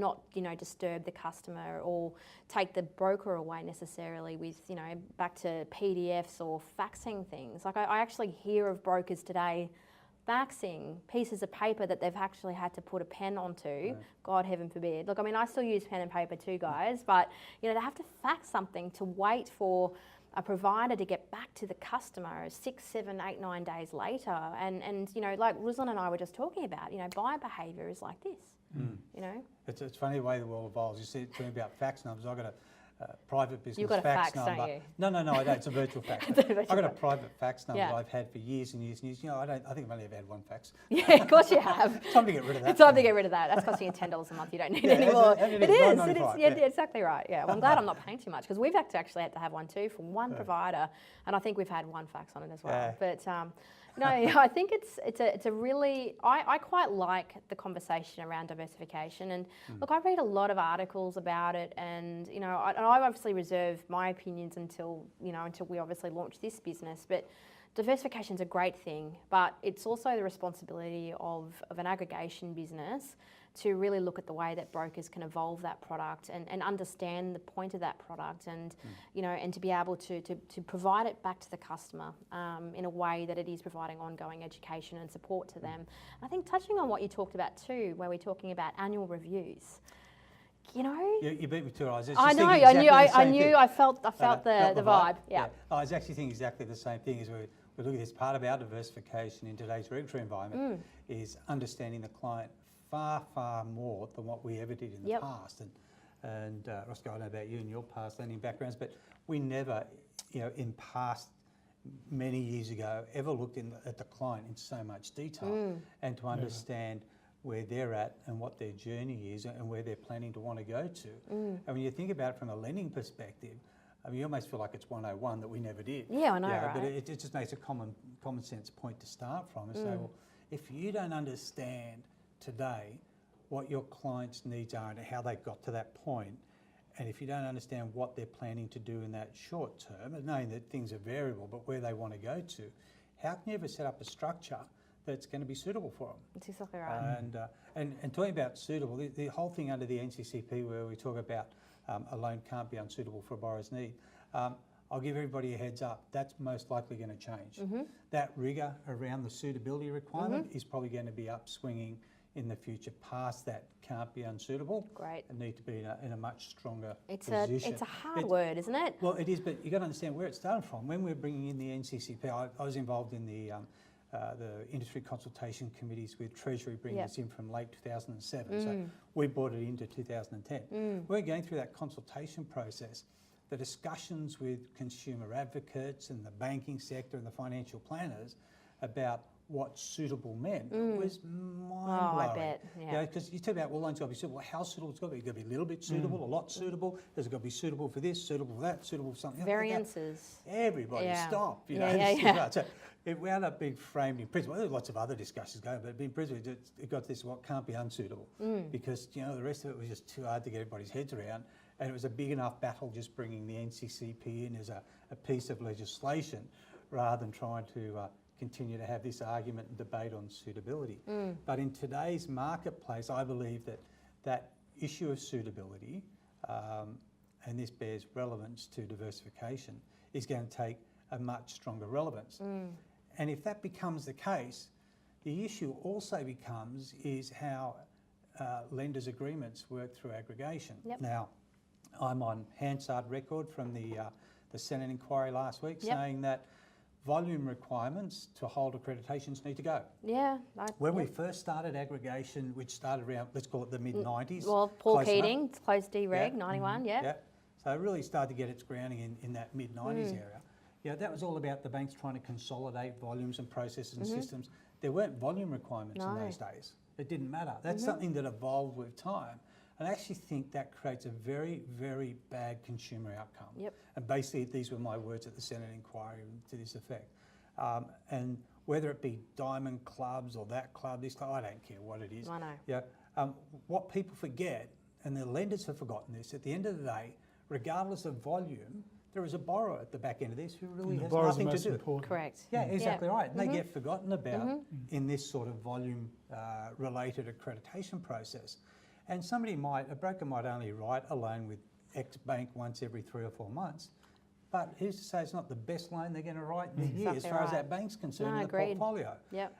But it still becomes irrelevant to the borrower as far as the negative impact on them being able to get their loan processed in an appropriate manner and a timely manner. So, these things need to go. Well, I and it think needs to that become create bad outcomes. consistent at least, Well, When you're talking about turnaround times on loans for Yeah. a flame broker being better than a regular broker and, you know. But that's actually, in a lot of cases, got nothing to do with the broker, it's about volume.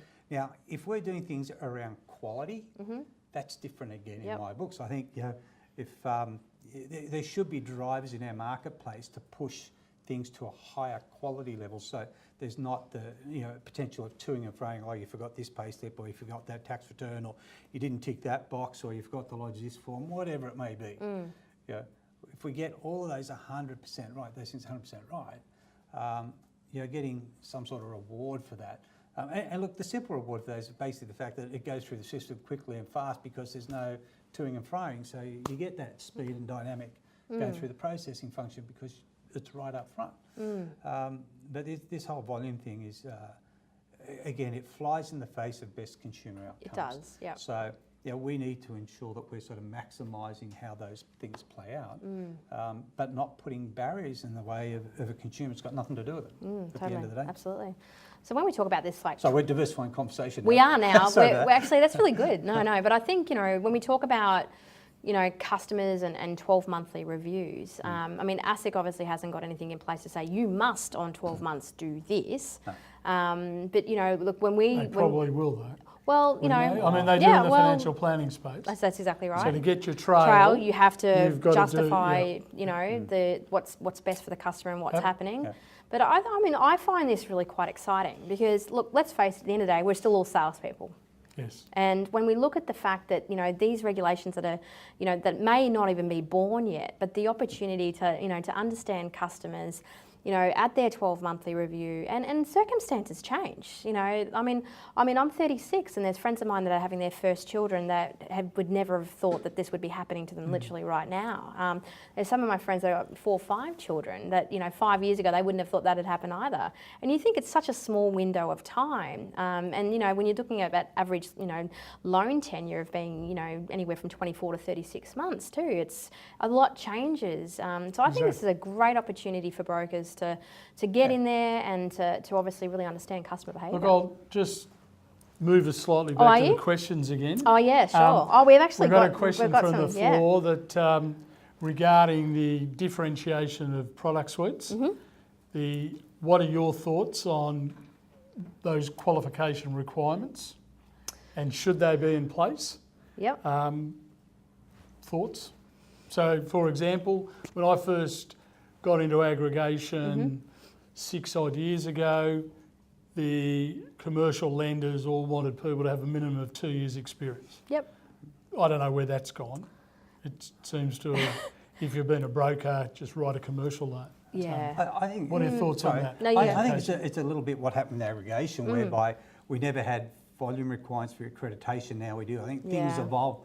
Whether they evolve for the right reasons or not, I think is a little bit subjective. But as far as qualifications concerned, and this is an FBAA position, but I basically stamped this back in 2010 when we brought the NCCP in place. That came in. Was that you need to have base knowledge cemented before you can build something. It's like a building. If the foundations aren't right, doesn't matter what you build on top of it, it ain't going to work. It is, yeah. So, from our point of view, we always said Cert 4, that's the legal requirement, minimum requirement by law. That's what we want people to do. And then what we want to do is people to go out and hone their skills. So practice.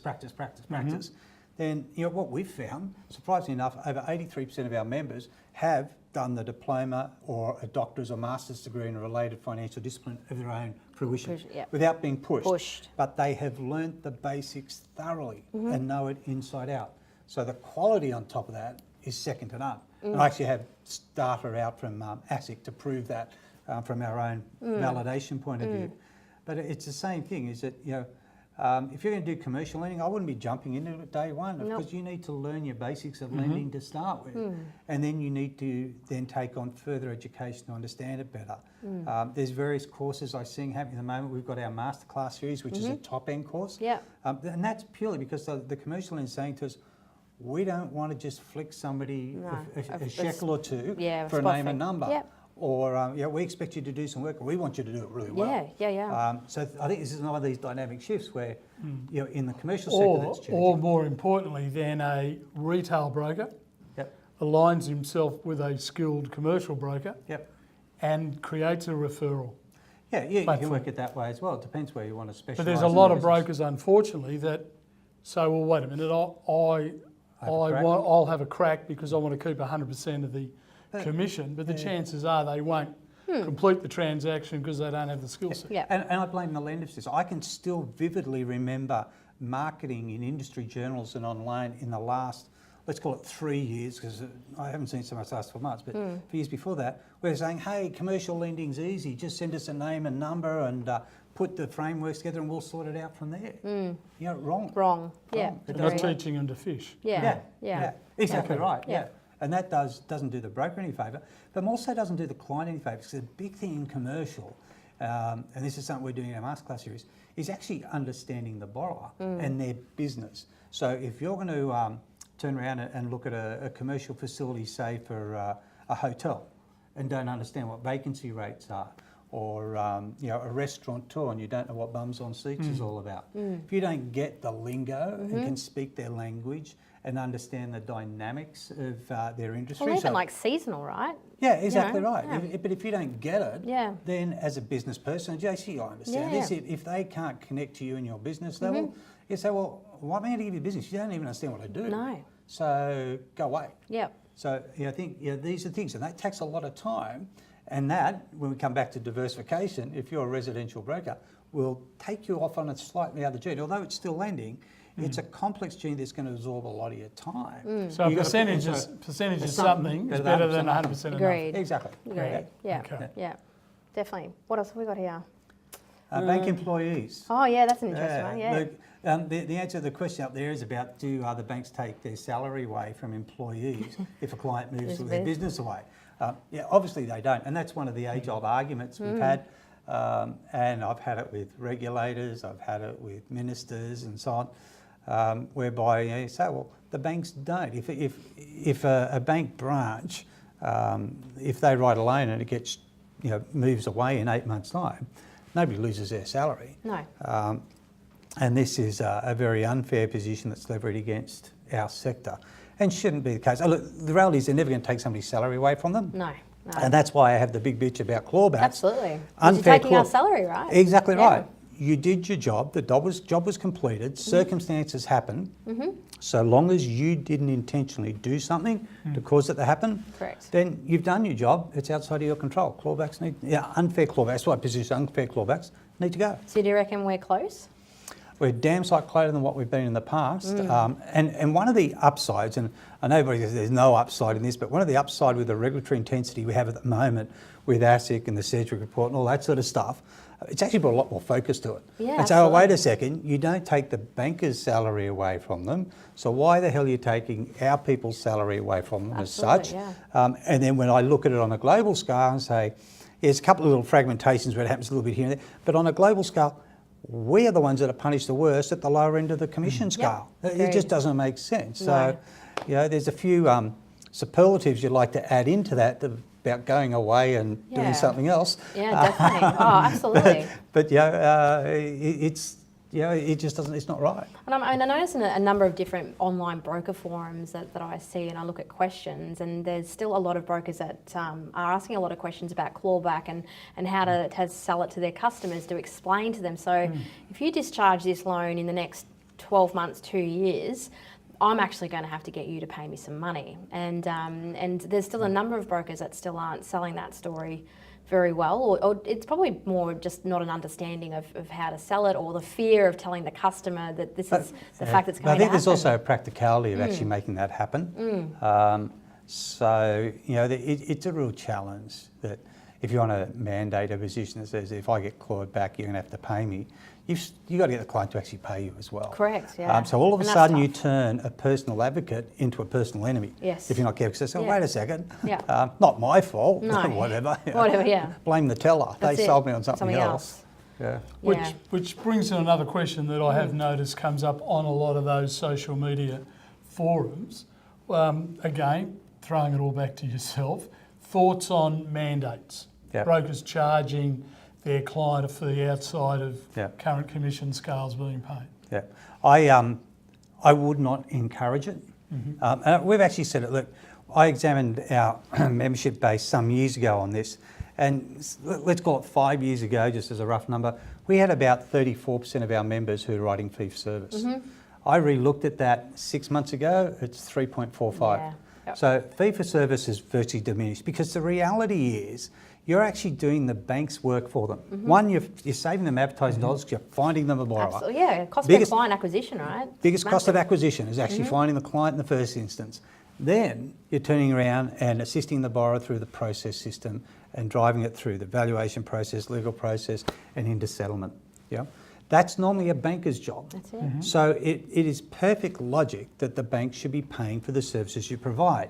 Now, some of the debates you get then becomes the flat fee model as a commission. You say, well, not all loans are the same. The No. basic lending is basic lending. We all know that as far as an application goes. But whether it's a husband and wife, whether it's a family borrowing, whether it's a trust, whether it be family trust, superannuation Multiple trust. directors, yeah. Yep, it's multiple companies involved because they're structured in different ways for private business they're in, but this is a home loan, so they're buying for the home, the complexities, their P&Ls and balance sheets Yep. and so on. You know, not everything's the same. And then with certain markets and what comes with certain markets comes different loan sizes, it becomes another level of complexity again. So you need to understand what's happening if you're, say, in a luxury marketplace and property value may be $4 million and you're borrowing 65, 70%, you know, and all of a sudden there you're leveraging debt, around $3 million or whatever the net maths are. 21 It's, grand. yeah, I know that's it. evaluations, but you've got to understand that marketplace because it dynamically works different from the $600,000 property market sector. absolutely. So its dynamics are different. So it's a whole nother level set of knowledge and assistance and capability that's being given. So, you know, and then when you look at that and equate it back to how it impacts on the lender and what their needs are. So, you know, within any interest rate has the built-in margin of expenses and profits and all that sort of stuff. That's how they equate their rates. So, you know, if all of a sudden you go to a flat fee model, and we touched on this earlier, the lower the loan size is, and all of a sudden the maths doesn't work. No. And so what does it mean? Do you put in tierings of flat fees? Well, that doesn't make sense. Okay, You might as well so- have a commission structure. So then playing devil's advocate, what about the broker right now in 2017 who is going to receive his commission Yeah. but makes a managerial decision to also charge a Yeah. mandate and collect $1,500? I think that's challenging. I understand it and I get it. You know, like I get it. But the problem you then say, and if I put a regulatory hat on and a ministerial hat on, I'm not a minister, but if I look at it through their eyes, I say, well, if you're prepared to charge a fee, then we should have a flat fee model, or we just go fee for service. You're prepared to charge a fee, so that's obviously acceptable. Great, let's scrap commissions. Let's scrap commissions and just go for fee for service. Absolutely. We don't want that either. No. So you've got to be careful how these things balance out. But also too, I have philosophical problems with charging a fee for a home loan. It's not like commercial lending, where things can become extraordinarily complex. And long. And That's the settlement, right? Yeah, and another Yeah. higher skill set again. But home loans is basically commoditised these days. It's in a box, Yeah. and you're providing a service. It gets complicated because of client situations and geographics and demographics that can come into play. But it's still fairly well commoditised, and without question, you're doing the work of the lender. Therefore, the lender should pay you a commission for doing that work on their behalf, because they aren't doing it. They are. Yeah. Now, look, I set up Rams's first sales office in the early 90s, and we did a whole lot of analysis through that period, whether it be through the third-party distribution or in the early branch network before they became franchised and so on. And it was always 50% cheaper to write a loan through the broker network than it was through the branch network. Yep. And there's a simple logic to it, and I explained this at the inquiry last week, is that when you're operating a bank branch, it's a fixed cost. Yes. And when you're writing a broker's loan, it's a fixed variable cost. So in the branch operation, they've got their fixed operating costs yeah. that don't change regardless of what they do or do not produce. Yep. So if they never write a loan, if they never bring in deposits in, you've got the if they do operating nothing, you just stamp, well, that was the There's old, I overheads. was going to say stamp passports, but we don't do that anymore. No. Showing the age there. If that's all they're doing is processing deposits and withdrawals, and the ATM does most of that anyhow, they can't change that base cost with a broker. It's fixed in as far as they know what it is if they perform. And banks must know this because we can No, see that they do. they're closing branches, right? They- Like, you know, year and on they're- year, there's more and more branches shutting. But they're also changing the dynamics of how a branch True. looks like these days. Yes. They basically gone to the Self-serve. tellers. Yeah, exactly Yeah. right. So you've got that fixed variable cost there.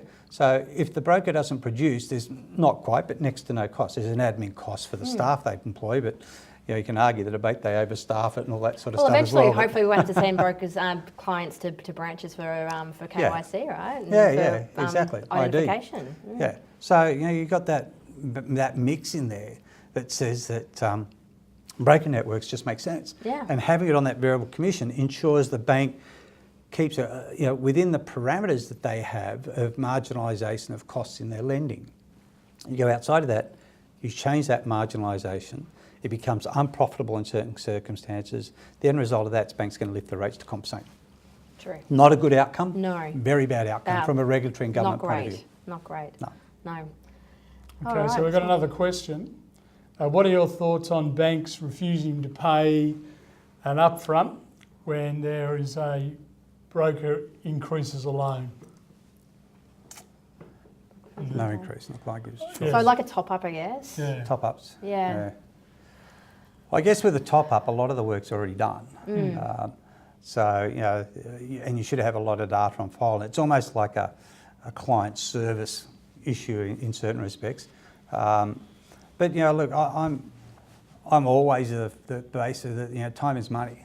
And your time is valuable. You should know the value of your time. So, I think there should be an upfront compensation that is paid. But, It's hardly getting into a Well- robust debate, is it? Nah. It's a $50,000 increase. Well, it might only be 10 or 20. Yeah. You're It's not a lot better of off money. servicing the needs of your client, ensuring retaining that them. the trail continues, and you now can, as you say, you may have only ascertained that because you did your annual review, Yeah. and you might have just been consolidating Yeah. I don't know about And you, but it's a I'm- retention tool. It is retention. And look, I don't know about you, but when I started broking 12 years ago, one of the very first things that I asked, or what I was taught, was at the end of a settlement when you're going back and seeing your customer. And there's a lot of brokers that don't do that face-to-face Oh, end of I settlement know. anyway. But going back to old school, where, if you're doing a top-up, you go back out and see your customer, it's settled, and you're asking for referrals. Great opportunity because, you might have made $300-400 at best if you're lucky. But again, it comes back to this holistic nature of looking after this client long term. And if it means doing this top up right now because they want to buy a new car and they're looking at a personal loan and it's cheaper in the home loan versus, for whatever reason, it might be a debt consolidation or maybe they've had an unfortunate accident with their child that, we've had a recent situation where there's been an unfortunate incident with Medical the child, bills. medical bills and stuff. And, life happens. Yep. Life happens, and look, I don't think we can.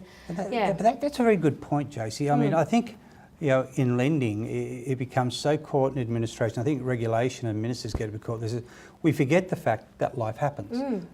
The world is not perfect. Nope. Things hit you from left of centre that you don't expect, and sometimes it just is. And I think that's something we've got to remember, that life is not perfect and things happen in life, and we need to be conscious of that, both at a business level, but also at a government and regulatory level, that things are not seamlessly perfect. No. And we've got to be able to adapt for that. And partly that is why some regulation is written the way it is. Some people say, why doesn't this flesh this out more? It's not particularly detailed. A lot of legislation is written deliberately not to be prescriptive, because not everything necessarily flows fluidly down the same path, and you need that bit of Bit of variation, movement, bit of yeah. movement. Yeah, definitely. Okay, Pete, Excellent. another question you mentioned before in your talk, that you believe we had somewhere in the vicinity of 25,000 accredited brokers. Yeah, So increased. Yeah. we, 5 years ago, 6 years ago, I can Yeah. remember going to an MFAA conference and Phil Naylor. Who? Phil Who? Naylor. Oh, Phil. Oh, yeah. Phil. Yeah, I remember him. You do? Good. Yeah. Actually made reference to the fact that we had an ageing populace in the broking fraternity, and Yeah. where were we going to attract young people? We So haven't are aged a day, mate. So are we finding that of that now, that increasing, is that coming from? It is. It's new entrants Yeah. are feeding a lot of that. And also too, there was a bit of market distortion in the very, very early days. What happened, and I have various graphics on this because I charted it through the period. Around 2012, 2013, there was a huge dynamic upswing shift of credit reps. And what happened in the financial planning sector, a lot of them sort of went, we got all these authorised reps, just don't do mortgages, we better lock them into credit rep Credit statuses. reps. Okay. Yeah. And we had members coming to us saying, we're about to go to this this aggregator, but all of a sudden I found out I'm a credit rep to this financial This planning planning mob, mob. which I didn't know. No, yeah. Right? Now, what you know how you credit rep, you just fill the form online and bang, it's done. Nothing's signed. It's just a little bit of a... Yeah, authorisation without Yeah, the authorisation. exactly right. So there's a major upswing in the graph when you map this out that happens through that period. Then it plateaus off again. When we're looking at the licensing fee restructure for ASIC's enforcement costs to be paid back by industry, ASIC said last year when they were doing the numbers, they said there's roughly 5,100 licences, about 20,000 credit reps. Right? That was the maths they were walking on then. I did a data extraction this morning. You're saying 40,000. Yeah, well, yeah, I've got to look at the numbers closer, Yeah. but it looks like it's getting closer to 40,000. Yeah, wow. That's Yeah. near on double. Yeah, I've got to check the numbers. But Because even if I that's would slightly suggest it's somewhere between 25 30, because what happens is you get some people that fall into both categories, or there's some double up of data. So you've got to go through and filter out all the double ups. So I would suggest though that we're climbing somewhere through 25 to 30,000 credit reps and licensees in the broker space. Now this is purely brokers, it's not lenders. No. They have a separate Separate categorising. profile, yeah. So there's an unpublicised ASIC website where you can actually download and filter all their data. Oh, really? I'm not really at Interesting. liberty to share No, that. no. And that's where we pull it from. Yeah. But this is purely on brokers. Yeah, right. So, you know, I see some things in the marketplace that just simply are not even realistic to what it No. is.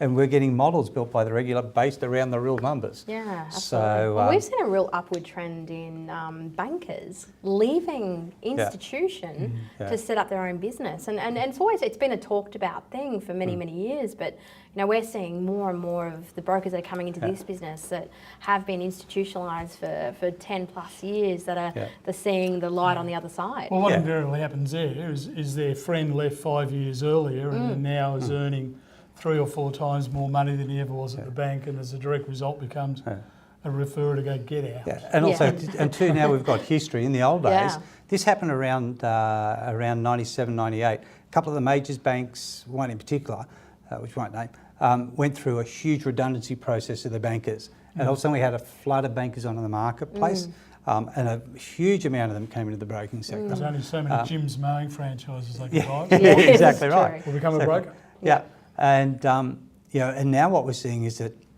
people are leaving. You know, and it becomes the ageing population situation. But broking now has history. It's got better than 25 years of history under its belt. So you know, there's something to look at and to track and say, well, yeah, I can actually see data that makes this a viable business opportunity. Oh, absolutely. And like I think, you know, we all agree here that this is becoming a more and more exciting industry year very by sexy year. industry, You know, yeah. And we haven't reached anywhere near full potential. I seriously believe we can skyrocket through 70% market share as we go forward. We just got to keep getting sharper, smarter.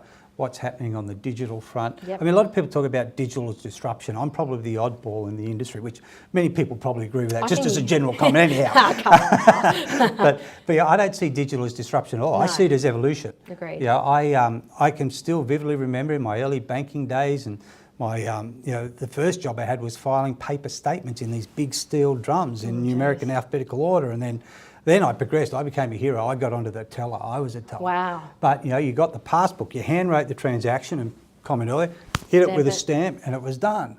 Now I was in one of the major banks, and I was there when they brought in the first Olivetti computers. And then you got that passbook, instead of having to handwrite in it, you put it into a slot, the thing went bang, crunch, popped it back out of you, and it printed on the passport. Amazing. And technology, it was Technology. huge. And then cars, you may not remember this, but cars used to have bumper bars. Today they have sensors. Correct. We used to have, Fortunately, they have sensors, I'm just saying. and reversing cameras. Oh, the reversing cameras. Yeah. Oh, no, I actually had one of those, believe it or not. And your side mirrors, you had to put your hand out and actually turn it. That's true. But it's evolution. This is just progress. This is where things are going, and we shouldn't be scared of it. We need to be embracing it. You guys are obviously embracing it, but a lot of people out there, and I hear it all the time at government tables, they talk about it. It's crap. It's not this disruption. No. It is where we're heading. It is the future, and these things have happened for the 40 years I've been in the game. You've just watched it progress, and if you don't adapt with it, you get left behind, or it's time to retire. Yeah, agree. That's just life, Yep. and we all reach that point in our lives at some stage. I wish it had come a bit quicker for me, but no. Come on now. But You're like a fine bottle of red, Peter. Just gets better with age. Yeah, I opened one of those recently. Wasn't that good? Yeah. We'll decant It that got one. off. But you know what I mean? Yeah, I do. Look, I read some historical data recently that concerned me greatly. The document was written about mortgage submissions for the September quarter 2016, so it's near enough to 6 months old data. But we had over 18% of accredited mortgage brokers did not lodge a loan in the preceding quarter. It's 18%. It's nearly 1 in 5 brokers didn't even lodge a loan, and we had just over 40% were doing between 1 and 1.5 million. So none of them are making money. Yeah, no, but I think you've got to come back to the reality of how our industry works. And this methodology doesn't change from industry. It's the 80-20 rule. 80% of our business is written by 20% of the brokers. Correct. And that's just the way it is. So whose responsibility is it for those brokers not writing? Well, I'm going to be slack. I'm going to say it's the aggregator. It's the aggregator. No, it's the aggregator. Is it the mentors? Well, possibly. And you've got to remember too, and that's a valid position of distortion of data. We had so many new industry people coming in the industry. You're going to find periods where those people aren't writing loans and taking time to come up to speed. Yes. So you get those people take a little bit more time to wind up, especially when you've got a large inflow coming into the sector. And if what I'm seeing on the ASIC numbers are right, there is an even larger one than I expected happening. Absolutely. So you're going to get pockets where that's going to happen until they get up to speed and they start writing. And I think we're slowly, and we had a history of this problem, getting away from the part-time job. Where people take up broking, but they had a second job or a third job that they were actually doing, and that was predominantly their business. And I think we're getting away from most of that. But these things happen in pockets. You've got to remember what's happening in the economy, what's happening from a government and election point of view, what's happening in interest rate markets, property markets, overseas economies, what's happening in the US, what's going to happen out of North Korea and places like that. Have impacts on people's confidence, and they always have. In the days before the GFC, I could predict when we'd go into what we used to call recessions, but they were property corrections, every 7 years. I could predict it almost to the bang on. And these things, as you went into them, came out and had about a 6 to 8 weeks drop in, and once however long it went for, it took 6 to 8 weeks to come good again. So it's consumer confidence gets swayed by huge amounts of things. And in the digital age that we're in, with social media and so on, people have access to so much more than what they used to in the old. You had to wait for the mail to come in the post or read the paper versus, and go buy it from the newsagents before you knew what the hell was going on. So I think you get a bit of that happens as well. I can see when you look at the market growth, what's happening in lending growth generally, forget just the broking side of it, the market in most places is quite confident. There are pockets where there are issues. Sydney, Melbourne, they talk about a lot. But I've seen some pockets in Sydney on the North Shore. I didn't grow up in the North Shore, but not far from it. And I look at the prices of some of these places, and the old red brick, sort of stuff. and they're going for like $5 million. It's called render these days. Well, so it's not rendered. No, It's just the old red brick. It's rough. And you're going $5 million. I know. You're kidding me. I know. You know, so those sort of things need to come back and Yeah. get real. But in that general market of, let's call it between 5 to 800,000 in general housing sort of brackets, I don't think there are huge distortions. There's some issues, and everywhere there are always issues. Agreed. But I don't think there's anything that's systemic that's going to collapse everything No. overnight. But I think we get worried about it, and therefore we stall our decision-making processes, and it takes a bit more So to go on. I'll throw a question out there myself that, you know, I've noticed a lot of brokers tend to ask is around lenders that decide to cut accreditations based on no volume.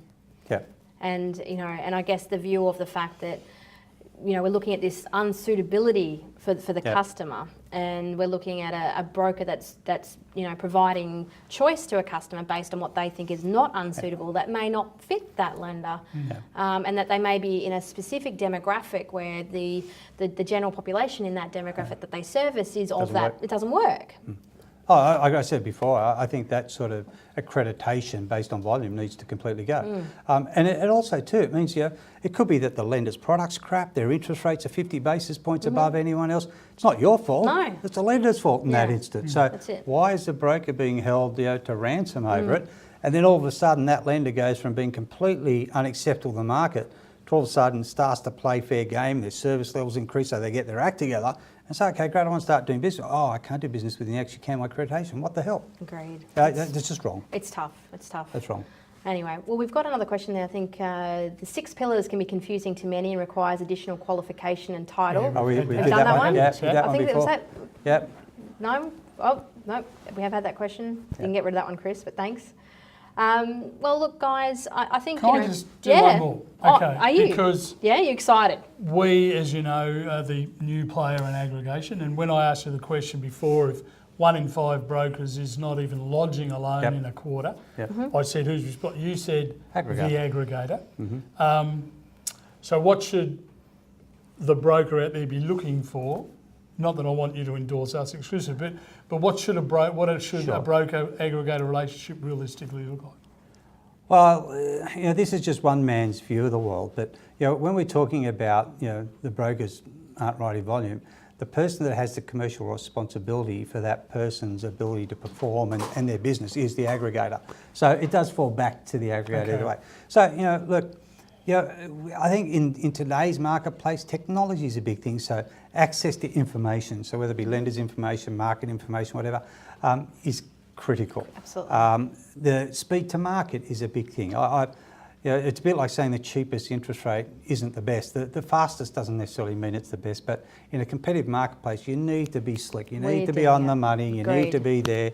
And look, you know, to be the leader of the game, you've got to be smarter than the average bear and better than the average bear as such.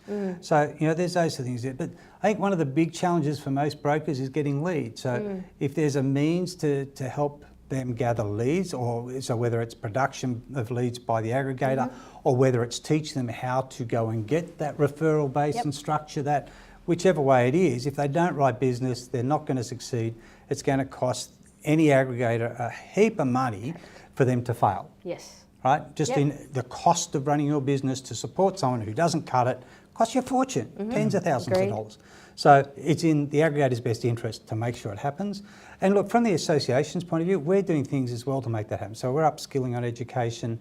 We're providing PD days that are support mechanisms for new to industry entrants, to give them other tools and things that may help them so long as they're not in conflict with the aggregator. There's various things we're doing this year, especially at our national conference at the end of November, where we're looking at going beyond just the technical needs, but also the personal needs, so stress in the environment. Oh, absolutely. And what's happening in the stress in finance sector and mental health issues. We're looking at all those things to help people to overcome those so you don't get down, you don't get depressed, and you can manage and deal with these, and you have support teams And and there's so been, on. I mean, I know a few people that have had some marriage breakdowns recently, Oh, and a it's, you know, and you're talking about, you know, separation of mortgage businesses, of books that are Yep. worth hundreds and hundreds of millions of dollars, and Yep. and then having to start all over again. And I think that's actually a really good point. In terms of Yeah. no one's really focused about mental health and the well-being Oh, we are. of us. And Yeah. I'm really Applaud proud. it, Really great Because initiative. it's very true, because you'll have someone who will say to his family, I'm going to earn this amount of revenue, Yeah. and to put the shingle up and away we go. Agreed. And how long does everyone around that person support him and then come to Yeah. the realisation that that revenue Yeah. stream's not there? Yeah. Or when it gets really tough, who helps? Yeah, Yeah, and I think exactly. that's part of our responsibility. That Yeah. when we've had a bit of a chat about the future, and I'm always thinking, not 12 months ahead, but 2-3 years ahead, and talking about how we can protect our brokers' incomes and grow it so that they're not being led to a possible diabolical situation in 2 to 3 years. But Yeah. well, Pete, I think we might wrap it up there. Pleasure. Thank you so much for coming today. Been great. We really appreciate you. It's as the inaugural PD day and the major speaker. Guys, I've got to say, having been part of the FBAA for best part on a decade, these guys are definitely at the forefront of fighting for our profession that we all love, and it's really great to get behind the FBAA and support people like Peter and his staff that are obviously are very much on the crusade and are very much involved with government, which is what we need. It's the voice. If we don't have a voice, we're really going nowhere. So this industry is changing. We all agree it's exciting. I personally think that these next 3 to 5 years for us on a growing towards 70%. How far do you think? I reckon it'll blow past it, but Yeah? I reckon 70% is an easy target. Within what, 2 years? 2 to 5. 2 to It 5? just depends on what happens How with good would that be? How 70% great. of every loan written. But we have the opportunity. Yeah. The opportunity's in front of us. It's Yep. there. It's there. So thanks again, Pete. Yep. Pleasure. And Well we'll done. have a Thanks, Roscoe. Good man. thanks, Thanks, Pete. Jace. And we'll have a 45-minute intermission, Yeah, so and we'll be back on we'll at see you back 2:30, yep. 2:30. Done. Thank Cheers. you. Thanks. So as the topic suggests, I'll just bring up the slide here. So the focus of this session is really helping brokers on the call to generate more leads, how we can improve your conversion, so the people you are speaking with, how you can become their preferred broker sooner, and also try to service them with reports and other services to the point where they are referring you through to their friends to get more and more leads for you as a result. The thing we'd just like to start off with at the beginning is to talk about the value of residential real estate in Australia and how we are so heavily geared towards housing in this country. So the total value of every property in Australia collated at the moment is just over $7 trillion. And interestingly, to look at that, the outstanding mortgage debt against that is running at around $1.8 trillion. So proportionally, that is actually relatively quite low. Whereas, as you can see on the slide, we have over 51% of Australian housing of wealth is held in housing. So when you look at the superannuation funds, the stocks and commercial, all those combined still don't match the residential property value we have in Australia. So CoreLogic, very briefly, we are the global leader in property data and analytics. We operate across 8 countries with nearly 5,000 employees worldwide. As far as in Australia and New Zealand, and we do cover both, we have over 150,000 users of our platforms across our 80 plus products. And the most significant one of those is RP Data, which is the topic for our presentation today. We invest over $20 million a year in data and technology to ensure that the information we're providing to our clients, be they brokers, valuers, real estate agents, developers and others, is the best that is possible in the market. As far as how we gather the data and bring that through to make it available for brokers, we gather everything, as you can see here, from recent sales data. So the property market changes very rapidly in different markets. So we look at what's sold on the weekend, what's sold in the past few weeks, regardless of whether or not that is actually settled. We then look at what's listing on the market. We look at the valuation data through our Valex and VMS platforms. What is that telling us? We also look at the auction data sets. We have very extensive commercial data as well. So brokers that are heavily involved in commercial, we can certainly assist you with our Cityscope and other products. And last year we acquired a company called Cordell that some of you will be familiar with that gives us a lot of development data. So what projects maybe just a development application stage, haven't been approved yet, is coming up in your local area, and who are the different entities associated with that you can make contact with. We pull in significant volumes, obviously, of property imagery and historic imagery of that property, and also, as I'll touch on shortly, a direct marketing capability. So if you want to target refi opportunities in your area, pull through and wash phone numbers against the do not call to be very proactive to grow your loan book, we can help you with that as well as an option. We cover 98% of all properties in Australia. So if a property is purchased off the plan, has never transacted, the chances are we won't have a lot of information on that property until that event actually occurs. We do have over 600 sources of data, a significant one of those being an exclusive feed from realestate.com.au, which gives us some really rich imagery and information about what's on the market, how long it's been there, and likely sale price. So what I'm going to cover off for you is what we call the broker optimization program. What we've done is basically looked at two key aggregation groups, grabbed a sample of their brokers, looked at their performance on loan writing before and after using the RP data system and going through the extensive training that we have available within the subscription. And the sheer focus on this has been how we can generate more leads, build your brand as an individual broker in your local area, and also position yourself as a local expert in the housing market. First thing I really want to cover off on, and it's really, really important that I know quite a few people on the call today will be existing RP data clients. So the really main thing I want you to identify with this is that you can actually upload your loan book addresses, and we'll cover that shortly, but we're looking at having that automated through the Chief platform shortly. But let us notify you when your past loan book client has actually listed for sale or they've sold their property, because I guarantee you the lender that you've ended up providing that finance through will get an alert, most likely from us, letting them know that that particular client has just listed for sale or just sold their property. So what we want to do for you as a broker is have you ideally positioned to have the right conversation at the right time, because we know that loan will cease, but let's have the conversation about their next loan, which most cases will be a larger loan than their original one. So as you can see on the screen here, the top left-hand corner is when you log into RP Data, into the homepage, you'll see a list of your loan book properties that are listed for sale, listed for rent, or they've been sold. On the right-hand side is an email you get from us every week at midnight on a Saturday night that will give you a list of all of those addresses that have listed for sale, for rent, or have sold, with the address so you can have that active conversation on the Monday. And part of the beauty of our integration into Chief that we're building is instead of that being a weekly alert, you'll actually get that in live time as those sold events occur or they're listed for sale. So it's a really key point that I want everyone to make sure they understand. Across our apps, so CoreLogic has spent over $2 million on mobility in the last few years, whether they be iPhone, Android, and iPad apps. And the reason for that is our three largest client groups in terms of numbers are real estate agents, valuers, and brokers. So in any industry, I don't think you'd find teams that are more out on the road with a profession, let alone having to understand the property market or the information around that particular property. So hence that has been a key focus on ours.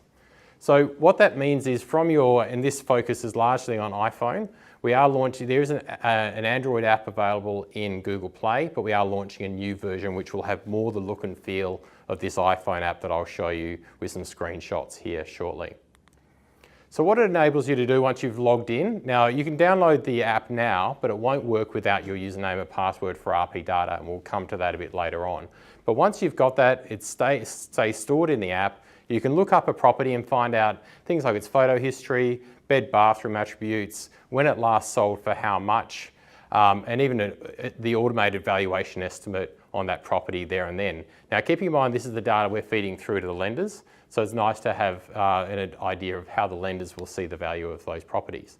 Now, with that, we estimate the value of every property in Australia every week through a very complex algorithm that looks at the past history of performance of that property, how the suburb's performing, nearby properties with similar bedroom, bathroom attributes that have transacted, to come up with a figure that how much we believe the property is worth if it was sold, and also if it was to be rented out, how much rent that property would be likely to receive each week, even if the property's never been rented before. So we can see some of the data there on the screen. And we even colour coded on here. So we can see for this particular property that was first listed at $419,000, it had been on the market for over a year. We know how much it last sold for and also how much it last rented for. So imagine being able to give this information through to your client in a report when they're talking to a number of different brokers and they haven't chosen a selected broker yet. They can use that to their advantage to get the best possible price out of the agent, and if it's investment property, know what sort of yield they should get, and for you, serviceability. We can also see how the suburb is performing, even on the app. So the percentage of stock on market, how long on average properties are taking to sell in that area, obviously a good indication of how hot the market is, and also the vendor discount level. Now that excludes auctions, but it looks at the difference between how much properties were listed for in the suburb and ultimately how much they sold for, and it measures that gap. Obviously in a hot market, properties are selling very quickly and there's not much need to discount. This even shows you in a really quick view that you can slide through at the bottom of the app, similar properties that have recently sold, currently for sale or currently for rent. Now that'll match it to the bedrooms and bathrooms of that target property as closely as possible and geographically as close as possible. We can see on that some of those properties are only metres away.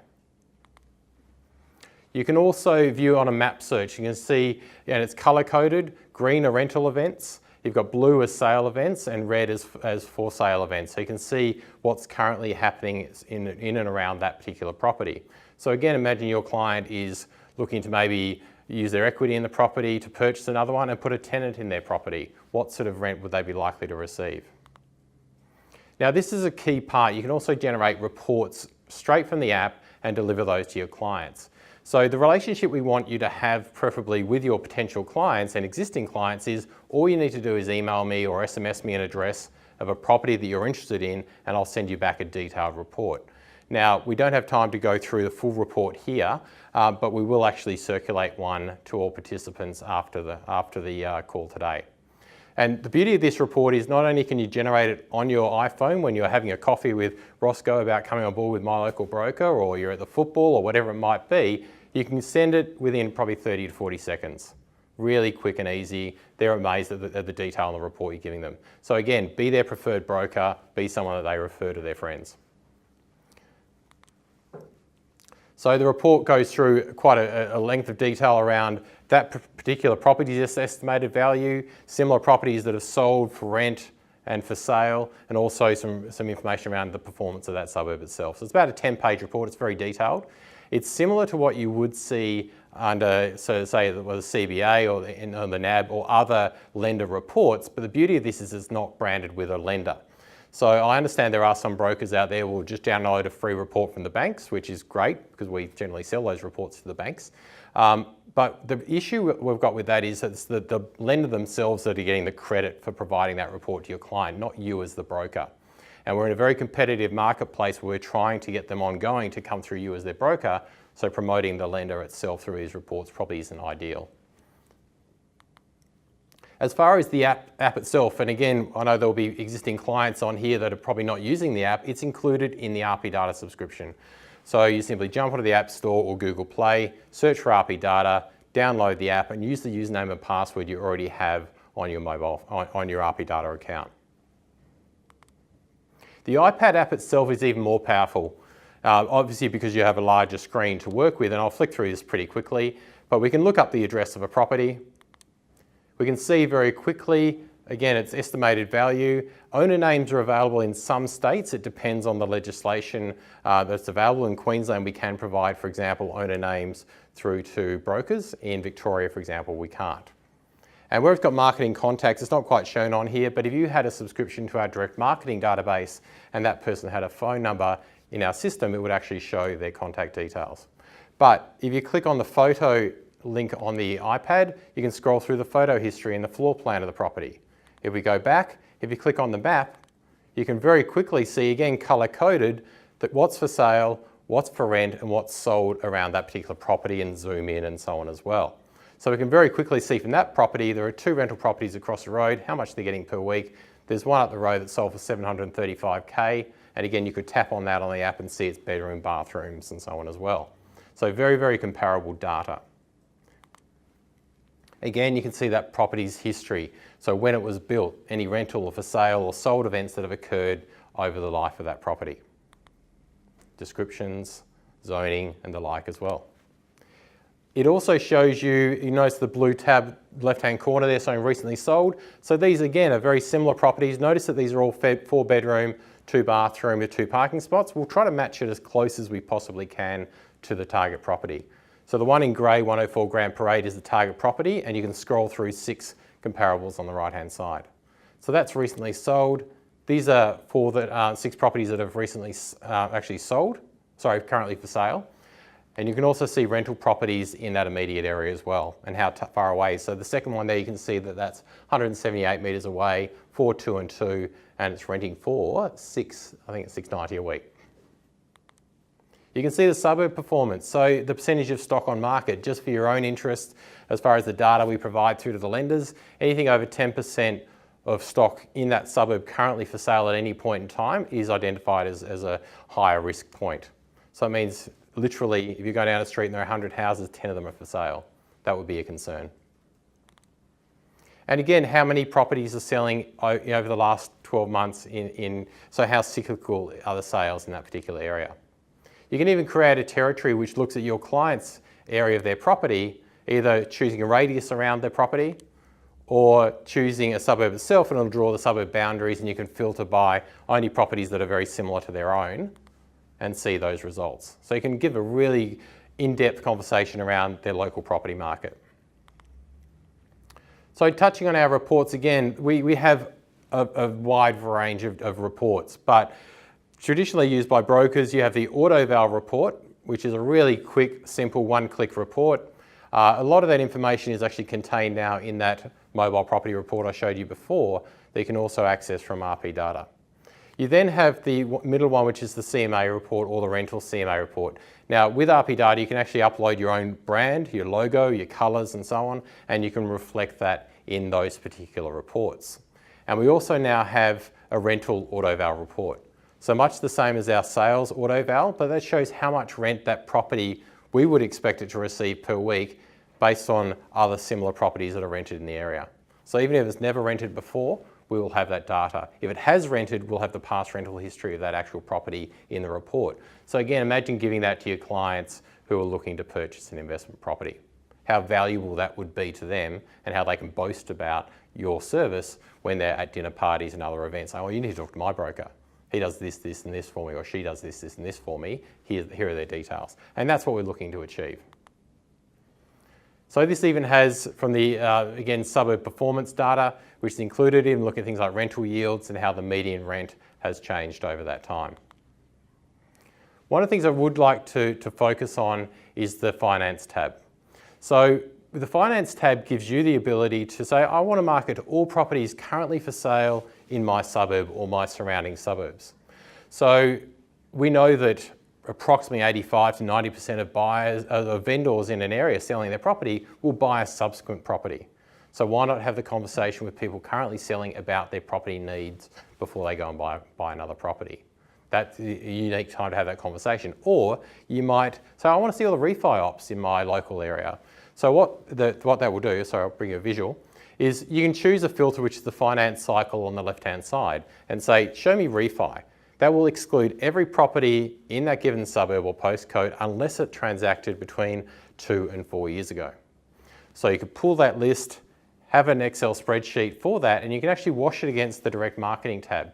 Now the direct marketing tab is an optional add-on service, and that is discounted to MLB clients. So we can talk about that external to this session, but that will give you names that you can direct mail, and it'll also wash phone numbers against the do not call. So depending on whether you're a broker that's looking to really proactively grow your loan book, if you want to be getting on the phone, making some calls, just offering some reports, say, oh, there's been a lot of change in bank products since you bought your property 3 years ago.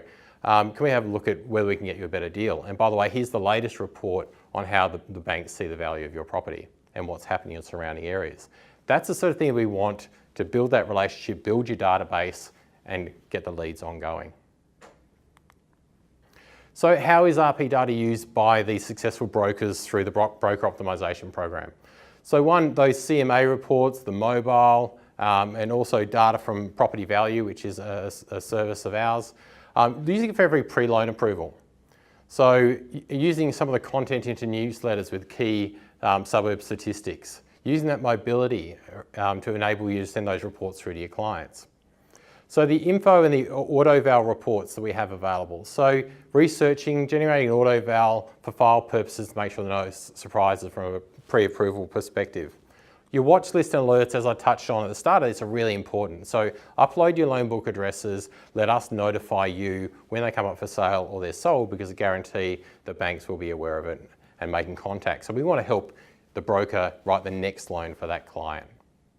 Look at what's on the market. Look at the people that are about to move property and have, again, that right conversation at the right time about helping them with their home loan needs. And the finance tab, which I touched on at the end of that presentation, is really looking at refi ops on the market, maybe high equity. So you might look at all properties that sold 6 to 8 years ago in that given suburb and talk about how much growth there has been. Are there other things they can use that equity that they've generated for? So as far as looking at an ROI from a broker's perspective, this is significantly more beneficial to you if you are an MLB broker, which I'll touch on at the end. But look, we've made some assumptions here about the upfront and the average size of loans. But if we look at the upfront, looking at a trail over a 5-year period, looking at just under $5,000 worth of value in each additional client that you bring on board. So even if over the course of a year, you brought on 2 additional loans using this proactive contacting refis and on the markets and getting referrals from clients, you're looking at $9,680 worth of value according to this. Now, if we are to notify you at least once of a client of yours that had just sold the property or was about to look for a new loan, and you're able to write that loan for them as a result of being proactive, you're looking at another $4,840. So you're looking at $14,520 worth of value just out of 3 deals. Now, brokers using us successfully write significantly more than that, but even if we're conservative. The typical cost for a single state for RP data, and it depends slightly from one group to another, you're looking around $1,400 per annum. Now, something that's offered through My Local Broker is you're not only getting access to one state, you're actually getting full national access, and My Local Broker is at the moment taking that cost on your behalf. So you actually get access to RP data at no cost. So if you are an existing RP data client, you'll save some money. Otherwise, if you're a broker that's looked at it and maybe you're starting out or you haven't quite been able to understand exactly what we do, you can actually get it as part of the subscription. So even at those figures, looking at 10 to 1 ROI. So very significant. And we are looking to fully integrate into Chief. We want to make this a seamless part of your process. We don't want you having to log into rpdata.com.au and generate all your reports. We want an icon in Chief. We want to send the alerts on loan book activity for sale and sold straight into Chief to create a task. And some automation of reports to your clients every year. That's more for Tyler to talk about what we're doing with Chief, but that is the focus, and certainly the desire from My Local Broker talking to us is we want this automated. We don't want brokers taking the time. We want them on the app and we want it in Chief. And if we can set that up, there'll be no need to log into our system manually, which is a great outcome. As far as from the training perspective, so obviously we provide training through My Local Broker. We also have 25 tutorial videos in RP Data itself. We hold broker dedicated online training every month, and we also hold classroom training in the capital cities generally twice a month. And none of that's charged for. So the more effectively you're using the system, the better everyone is. So that's essentially it from me. I think there's a question that's come through. Can you email a report to the client and yourself at the same time? Absolutely, particularly from the app. When you generate the report and you, say on iPhone, click on the box with an up arrow to send it on to a client, you can CC yourself very easily. And the beauty of that is if you've got a proper email signature set up with your logo and your details, essentially you're getting some branding benefit every time you send that report to your clients as well. Are there any other questions, or is that the only one we have at the moment? All the rest have been covered? Fantastic. Okay, well, thank you for your time, and look forward to working closely with My Local Broker and Chief to take this through the next level. Beautiful. Thank you very much, Brendan. Thanks, Oscar. Appreciate it. Appreciate your time. Thank you. That's it's quite interesting, all that. I guess as a broker of over 30 years experience, I've probably sat in a dozen presentations not too dissimilar to that, and I've never actually quite got a grasp on how it can actually make me some money. But when you started to mention that for a zero investment I can make $14,000, I got a bit excited. So hopefully that gives a lot of you out there some understanding of what actually we talk about when we talk about diversification. Very excited now for the next session to Brendan touched on, and one of the cornerstones of My Local Broker stroke aggregation is our platform, which is known as Chief. Tyler Smith is the head of innovations and everything else when it comes to all of that. And I'm very excited to introduce Tyson for the final session. Tyler, but he looks like Tyson. Thanks, Frank. Okay, Appreciate it. so welcome. So always a good start when the seniors get your name wrong, but that's okay. We get used to a little bit of banter around here at the office, but No one knows. really excited about the level of interaction we've had, the attendance rate through the sessions, the level of engagement we've had with panellists, the quality of the panel as well. So I just wanted to touch on just the level of quality that we've seen today. So I'll quickly actually put through to the slide so we can actually see what's going on. So the agenda for the day, or for my session specifically, is just touching on a couple of the key partners that we're going to be working through. As Ross mentioned, my role is head of innovations. I like to think of it more of a head of common sense, just applying a sensible view of things. And it doesn't have to be, you don't have to overcomplicate things for them to be better. So we'll go through the key partners for the first sort of quarter or two, touching on some of the work that we're doing with CoreLogic and Veda/Equifax, working through what we call the changing of the status quo about how we assess loans and work through that process, and touch on what we're doing around our broker masterclasses. So from a key innovations partner for the next sort of quarter or two, what we're really focusing on is breaking down some of the standard areas where there's pain points, there's delays, there's issues, there's grief when it comes to processing mortgage applications. So the three groups that we're spending most of our time with currently, NextGen from a submission, assessment, lodgement, more importantly, document submission and classification. So that with the rollout of the new doc upload tool for CBA and a few of the other lenders, as that grows in popularity, we're looking at transitioning our document classification and tagging to align to what the lenders are supporting, so we can tag and upload electronically, but also have the supporting documents checklist returned to us as we're working through the application. So you don't have to keep going back to the client multiple times for loan documents and supporting requirements. Veda/Equifax, most of the attendees should be reasonably familiar with their offering. We are working on a number of fronts, both consumer focused and broker focused. So consumer credit scoring on our website and also our broker website. So you're able to not only provide them with a credit score and report, but also some education around whether it's good, bad or indifferent, and what that would mean for them if they wanted to work through a mortgage application. And on the flip side, from a broker standpoint, using things like ID Matrix to verify that the identification details, their date of birth, their driver's license is all true and accurate based on DVS and other sources. And obviously CoreLogic, we had a great little prezzo from Brendan there about RP Pro and how we're looking at bringing that in-house as far as from a chief standpoint, what we can do with property alerts, with address search, with property reports within chief, and having that exposed externally. So touching on the main one, which is one of the more recent implementations, is the ability to do property alerts. So and having that driven via API. Traditionally, it's a reasonably manual process. The idea is that just through having fact find data, real estate assets, security details within Chief, we're able to poll that property service, so we can get real-time notification that an existing client's owner-occupied residence has been listed for sale, or an investment property that you may have written a mortgage for 2 years ago has just been listed or subsequently sold and you weren't aware of.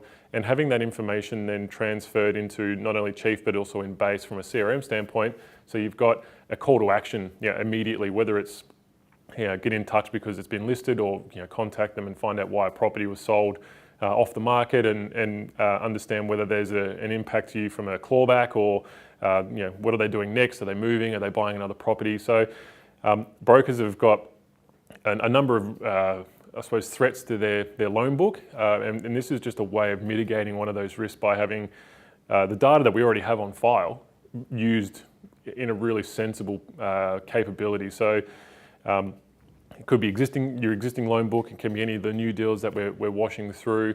Being able to make sure that if and when a consumer does make a decision to sell, they could just be fishing the market, and they want to be able to make sure, what do they think their house is worth, and be able to benchmark that. Or if it is a genuine sale that they're looking at getting out, or transitioning, or downsizing potentially, giving brokers immediate results, not some kind of remembering you've got to log in and run a report, or do a search and have that process bogged down if you're busy or unable to do that. The systems will be driving that automatically. So that's something that we're really looking forward to, on top of just being able to generate property reports and the other tools from RP Pro. This one specifically I'm really excited about, so I thought it'd be worth explaining a little bit more. The next big initiative for us, as far as, actually I'll double back over what we're doing with from a Vita standpoint. Part of that is just the verification of ID, so making sure that whether it's a zip ID or another process, that you as a broker are working within a capacity to make sure that the person you're dealing with is who they really are, the documentation they've provided is true and responsible, so that way, if and when you do get to an application with the bank, you've got something that is to the best of your capability has been verified.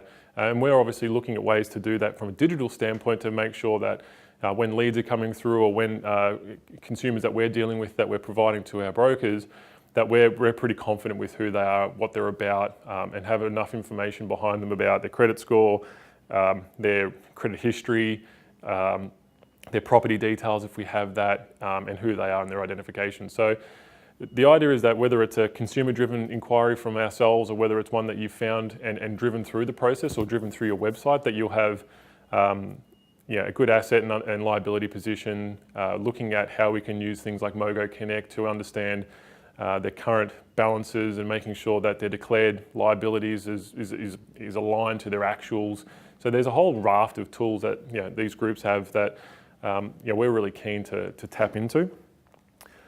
Another initiative that we're working on ourselves is what we've got around our lender policy matrix, or BDM in a box. Virtual BDM is taking the current approach to how most platforms work, is by creating a scenario based on a standard set of rules. It's a loan amount, an LVR amount, and some basic features about offset, redraw, credit cards, pro packs, things like that.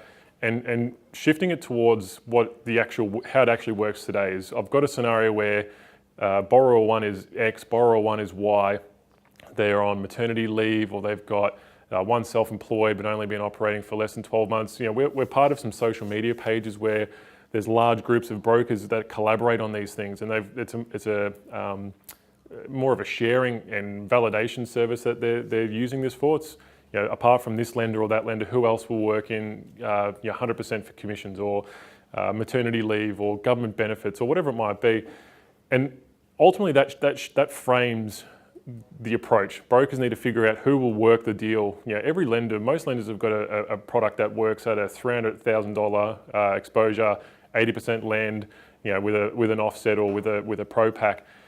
Not necessarily all of those lenders will support self-employed borrowers, or people that have been in probation or maternity leave. So it's sort of a wasted effort to get to the assessment and then work out of your 40 lender panel that 34 of them support an 80% lend at 300, versus something that at a policy level fundamentally strips away 30, 40, 50, 60% of the available funders and gives you a much narrower focus. So instead of trying to understand 25 lenders' policies intimately, it's then looking at the 3 or 4 that tick the box and then drilling through. So as you can see on the screen, we've got a policy search based on lender, and then being able to drill down into this key buckets. So income, general, security-based policies, SMSF and LODOC. And each of those sections is based on our lender panel. So you can then drill down into, say, family tax, and look at across the panel from a family tax standpoint, which lenders support and some of the commentary around it and when it was last updated. And being able to quickly identify that from the list of 25 or 30 that we're working from based on family tax benefits, certain lenders are more favourable for the scenario than others. So you're then shortlisting them based on the results and then comparing that against the remaining list, or working through the next part of the equation, because it's not just necessarily a husband and wife, no kids, good income, no debts, they just want to buy a property. That vanilla deal that everyone talks about that doesn't exist. There's always a reason why that they're using brokers generally, because there's a complication or there's a thing that it could be a default or it could be something with their file. But more importantly, it's their employment status or a security situation. They got a service department, or they want to buy something that's in a high rise, and depending on the type of deal or the types of income, you want to be able to pivot between whether it's one situation, so just say it's self-employed, but then cross-reference those 3 shortlisted lenders that support family tax, and then watch that against another situation, whether it's self-employed income or a certain amount of commissions that or their rental shading or something to that effect. So what we want to do is take this information, instead of having that as just a reference point, it actually drives the scenario management. So the very first point of contact where you're going, right, we know their fact find, we know their position, we want to then look at what lenders and what the deal structure needs to be. And instead of looking through 30 lenders, you're narrowing it down to 3 or 4 and then creating products and structures accordingly. So we're finding that more and more brokers are looking for something not only to help validate their assumptions, but also for those that haven't been around long enough to give them a sensible place to look at each lender, each policy, or comparing lenders on a certain category to, 1, educate, and 2, validate what their thoughts are. Some brokers that have been around a long time will sit with the customer, and by the end of the meeting, they'll know in their head that they've got 3 or 4 institutions that'll do the deal. Whether that's the case, or whether that there's been a change recently, or whether that's just their gut feel, this tool will then give them the ability to confirm those assumptions. The other thing that we are looking at doing is having the ability for our brokers to leverage this to ask the question to their nominated BDM for their state, for that lender. So if you've got a scenario for self-employed and something to do with family tax or whatever the structure might be able to put some commentary behind it and email out to those BDMs and get a digital response back, because same thing, we get brokers complaining that that they've got a deal, they don't know where they can put it, they call BDMs or they send emails out, they get very little response, or there's a real delay between finding out and getting a response back, and it's generally call me or yes maybe, depending on the type. We want to have a way that our brokers can provide scenarios, get collaboration from the rest of our broker network, but then have a lender engagement and response off the back of it. So there's another level of validation on top of them just confirming that this policy and setup is true and accurate. So that to us is actually changing the way that broker platforms work to be more aligned to how brokers and the real world behaves, where most platforms start with product and a lender. It looks at assessment and serviceability, but there's no overlay of, well, will they accept this or will they accept that? It's simply brokers have to know this information, or they have to review documentation periodically and stay on top of the game. But as you can tell with the change in the industry and a lot of regulatory pressure, that every lender's appetite for certain things is shifting, and that's a daily, weekly, monthly occurrence. So you'd be hard pressed to be across every lender on your panel's current policy, and needing something that you can quickly cross-reference is something that we're really excited about.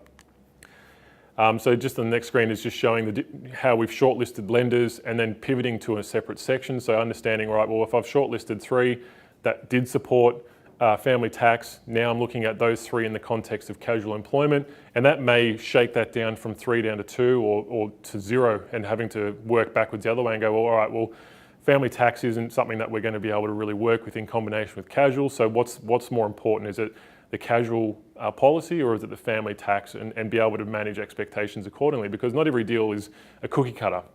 So being able to drive which lender has priority or what policy has priority is also important. Instead of just having a simple search, this gives you the ability to pivot between different buckets of policy. Then just once you've selected 2 or 3, being able to just drill through and go, well, yes, ANZ supports the specific scenario that I'm interested in, I want to now drill through and just look at the rest of their policy information. So what their rental shading might be, what their casual employment situation is, if they've got a car allowance policy, what that looks like. So just because they're shortlisted on the key criteria, being able to then drill down and look at each item individually just to make sure that there's no gotchas that you may or may not be aware of is also very important. So what's next for it, apart from just having that as a tool? As I said, it's then having that as a pivot point within Chief. So when you're working through the fact find, having the ability to, before you're creating these scenarios, be able to create them based on the fact that they will support the deal. Whether they've got a product that fits 80% at 300 with an offset is sort of so much further down the track, but that's where everything starts. With most platforms, it sort of defeats the purpose, because you get to the end of the game, or you lodge it to apply online and you get a red X that says, sorry, this income isn't supported, or your employment's not long enough for this type of application. So you don't want to get all the way to that point to find out that they won't accept the deal, because you've generated your credit guide, privacy policy, prelim, credit disclosure. You've got them to sign a whole heap of documentation based on it being the best deal, but you get to the final hurdle and fall and have to go back to the well. So we want to be able to be the ones that have brokers knowing what they can and can't support, what the lenders will and won't support, before they spend hours and hours putting deals together and assessing and validating them. So that's one of our major initiatives. There's a whole raft of things that we're working on collaboratively between ourselves, our third parties that want to work with us in that digital space, but also our brokers. So part of what we do with our broker network is we actively engage them for feedback on current initiatives, current functionality, consumer feedback based on how their consumers are using MLB portal for their fact find and sharing documents. We've got brokers that come into the office here every week, work through a roadmap, feature feedback, working with our UX team on how things look, feel and behave. And they're then seeing that the fruits of that labour in the weeks after. From a release standpoint, we have weekly, fortnightly releases, and they're seeing these things actually happening, where too many brokers come to say, oh, well, we've been told this is coming, and we've been told that they're going to fix this, and it's years and years later, and it still hasn't been done. So they're just sick of being asked questions, but not actually being heard, or not actually having input, or having that information realised anywhere. So it's a bit of a breath of fresh air for a lot of the brokers that want to collaborate and contribute, to actually go, well, we want to see this, and we want this information to be available to this, and I think this needs to change a little bit to be more relevant. And then the next week they log in and it's there. That to me is really important, because one, we want to be agile, and being agile means that sometimes you do things one way, and some people like it and some don't, and you've got to work through it. It's better to have something that works and ticks all the boxes, and then work collaboratively to refine that, instead of spending a whole heap of time not engaging anyone, building it because you think it's the best way to go, and ultimately have no one use the tool or think it's that useful. So if you're the kind of person that likes working within that environment and wants to contribute from a technology standpoint or how things should work, more than welcome to get in touch, and we can work through how that looks and feels, because we can decide on how we build things, but ultimately it's our brokers that define the experience. We work out the starting point, and then it moves left to right, up and down until we go live. So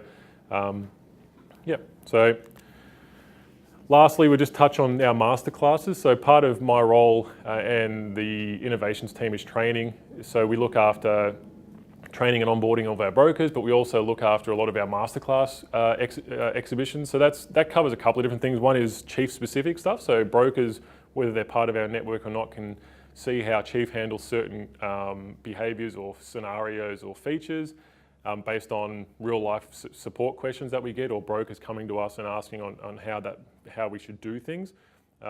We also have more generalised sessions that are open to the industry around just general broker experiences. So what should I be doing post-sales? What should I be doing post-settlement with my consumers? Or what's sort of the things that I should be doing to be best practice about marketing, or cold calling, or it could be just building your business from a digital standpoint. Our digital and marketing and social media sessions that we've been running have been really successful. Funnily enough, our compliance orientated sessions, which a lot of people find, me including, would think, oh no, people don't really care about compliance. It's a bit, it's a bit stale, it's a bit cold, it's not sexy. They've actually been our highest attended masterclasses to date consistently. So brokers are very interested in it, but it's also the delivery. It's like anything, you can make something really exciting or you can make something really boring. So making it relevant, making it very specific to what brokers need to apply, I think is what is missing out there. A lot of brokers need the information and they're really serious about making sure that they're compliant, but they just don't have the resources available to them, or the information's there, but it's not easy to understand. So part of that is us diluting that down into something that is easily consumable and is something that you can get covered off in 30 minutes to an hour, as opposed to spending a whole day at a session and getting very little outcome from it. So that's the big ticket stuff. So apart from that, if you've got any Q&A, by all means send it through. So we've got one question around assessments within Chief. So the way that we leverage Apply Online for assessments, serviceability, affordability is using the Apply Online assessment module. So within Apply Online, you've got a loan summary tab, and that's where the lenders host their key metrics for LVR, max borrowing, surplus funds and affordability. So we're aligned to what the lenders are pushing through their Apply Online interface. So if our system says 385, Apply Online is going to come through with 385. So there's not this triangle of max borrowing and affordability where broker platform says one figure, the lender spreadsheet says a separate figure, and then Apply Online has a different value as well. So part of that is just aligning ourselves with a platform that the lenders support and maintain, so we're effective day in, day out. Lender spreadsheet process traditionally is quite a laborious exercise. If a spreadsheet gets updated, the time between aggregation groups and their broker platforms getting that, working through the analysis, the testing and development, the effective date of that might be weeks or months behind actually when it was launched into the marketplace. So this way, if a HEM change or a living expense situation changed and Apply Online on Monday, our system's up to date. So we're de-risking ourselves from brokers getting mixed messaging when it comes to affordability and maximum borrowing. So ultimately, you still need to do a lender spreadsheet as part of your supporting requirement, but more and more lenders are moving to a digital based servicing calculator like your toolkits and whatnot. So that's going to be more and more commonplace. So we're sort of future-proofing ourselves to assume that the spreadsheets are not going to be around for much longer, especially the version control, having version 1 out there, but there's version 1.1's live, but that broker may or may not have access to it and subsequently needs to redo it. So yeah, I don't think there's any other questions as far as I can tell. So I'll hand it back over to Roscoe. Thank you very much, Tyler. You stay here. You're part of the next discussion. So look, we've got one more session to go, and we want to introduce Rodney Greenfield to the panel. If we had, Rodney is head of IT here at My Local Broker / Aggregation. And all people. All right, well, this next session, I guess, is just more an open Q&A. I know that there's been some brokers sending through some questions, I guess, on the excitement around Chief and essentially all the very good things that we've been doing from an initiative point of view. For someone like Roscoe, who you only just discovered the iPhone, didn't you, mate? Allegedly. Allegedly, yeah. So look, for us it's all about, building technology that it obviously suits all brokers from all demographics, and it's been obviously a large work in progress. It's definitely borne some extra grey hairs on all our behalves. Keep it short. And Tyler just went for a haircut before today's session, just to sort of to shed it a little bit. But I guess we'll start with one of the questions that's just come through. Compliance is a huge topic, as we all know. How do you guys help someone like me who has their own ACL? Tyler, I might hand that one over to you. So from a support mechanism, we manage brokers within MLB regardless of whether they're a credit rep or an ACL holder, the same. So, from an audit standpoint, from an education, from a documentation, we provide guidance for our credit reps, but also we're finding more and more ACL holders are coming to us and saying, well, is it really worth it? What am I getting? What's the trade-off of the control and expense versus the risk? From a software standpoint, we build all of our platform is built with, I suppose, compliance in mind. So the process, procedures, the gates that you have to cross to generate a document or to submit to apply online. By just using the system, the way it's been built, it sort of ticks a lot of the boxes from a compliance standpoint. So having prerequisites about before you can generate a preliminary assessment or before you can lodge an application, giving them relevant checklists to tick off as far as supporting and just their broker obligations, so that there's no need for them to do that offline or via a manila folder in the office. So yeah, we're finding that a lot of brokers are looking at it going, well, there's no real need for me to have an ACL. I don't do anything outside of residential mortgages. I can leverage your ACL. I can leverage your compliance and risk teams, your electronic audit process, so we don't have to go out and sit through your office and dig through a filing cabinet. We can do that all digitally. So yeah, that for us is a bit of a different approach, where we don't really treat ACL and credit rep holders any differently, where we think the best way to do things is the best way to do things. So we tell all of our brokers that this is the way it should work, and it's up to you to follow it if you're an ACL holder, but we're finding that everyone's pretty happy to get on board. So yeah, that's generally how we handle it currently. Yeah, and I think, it's pretty exciting, I think, for brokers in terms of saving time and efficiencies, when you say, guys. From the point of view that, traditionally as a broker, they're dropping and dragging emails and dates and times that they're calling customers and trying to create a log of events in the event that, they may be called up for an audit. And that whole process just happens for us, as we know, literally, with the click of a phone, you can make your phone call. You've got a whole log of the time you've spent on the phone, outcomes. You've got back channel messaging from the lenders. You can record the phone calls as well, so you've got the actual audio on file for review later on, which is quite helpful for the trickier conversation. And I think too, when we talk about scenarios and providing, cut your customers with obviously loan options, from the first time that you interview them to the point where you're actually providing those options, they may change.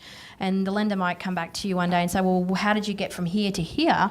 And we're obviously holding that whole transaction history of how you went from one particular lender to another particular lender and why it got there. So I think that's a pretty big thing. The next question we've got here is, I find getting my fact find data from clients a bit tough. I think we can all admit that. And supporting documents can come in dribs and drabs. Can you guys help me with this? Rodney, how do we help from a chief technology officer standpoint? Well, boy, have we got the website for you. It is a sales pitch, right? So there's obviously, for consumers, a My Local Broker experience where they can come onto there and they can create their own account. Within that account, they can upload their own details, and quite exhaustive details that covers all of that information in fact find, and for that to flow through into the loan application itself with Inside Chief. So you're seeing this kind of one-to-one viewpoint of what the consumer sees and what the broker sees, and you can be working on uploading documents or going through that detail, and you can see what's missing, both from the consumer side and from the broker side. So there's that. We're also looking at ways to which we could harvest additional data to be able to support your kind of fact find information more accurately.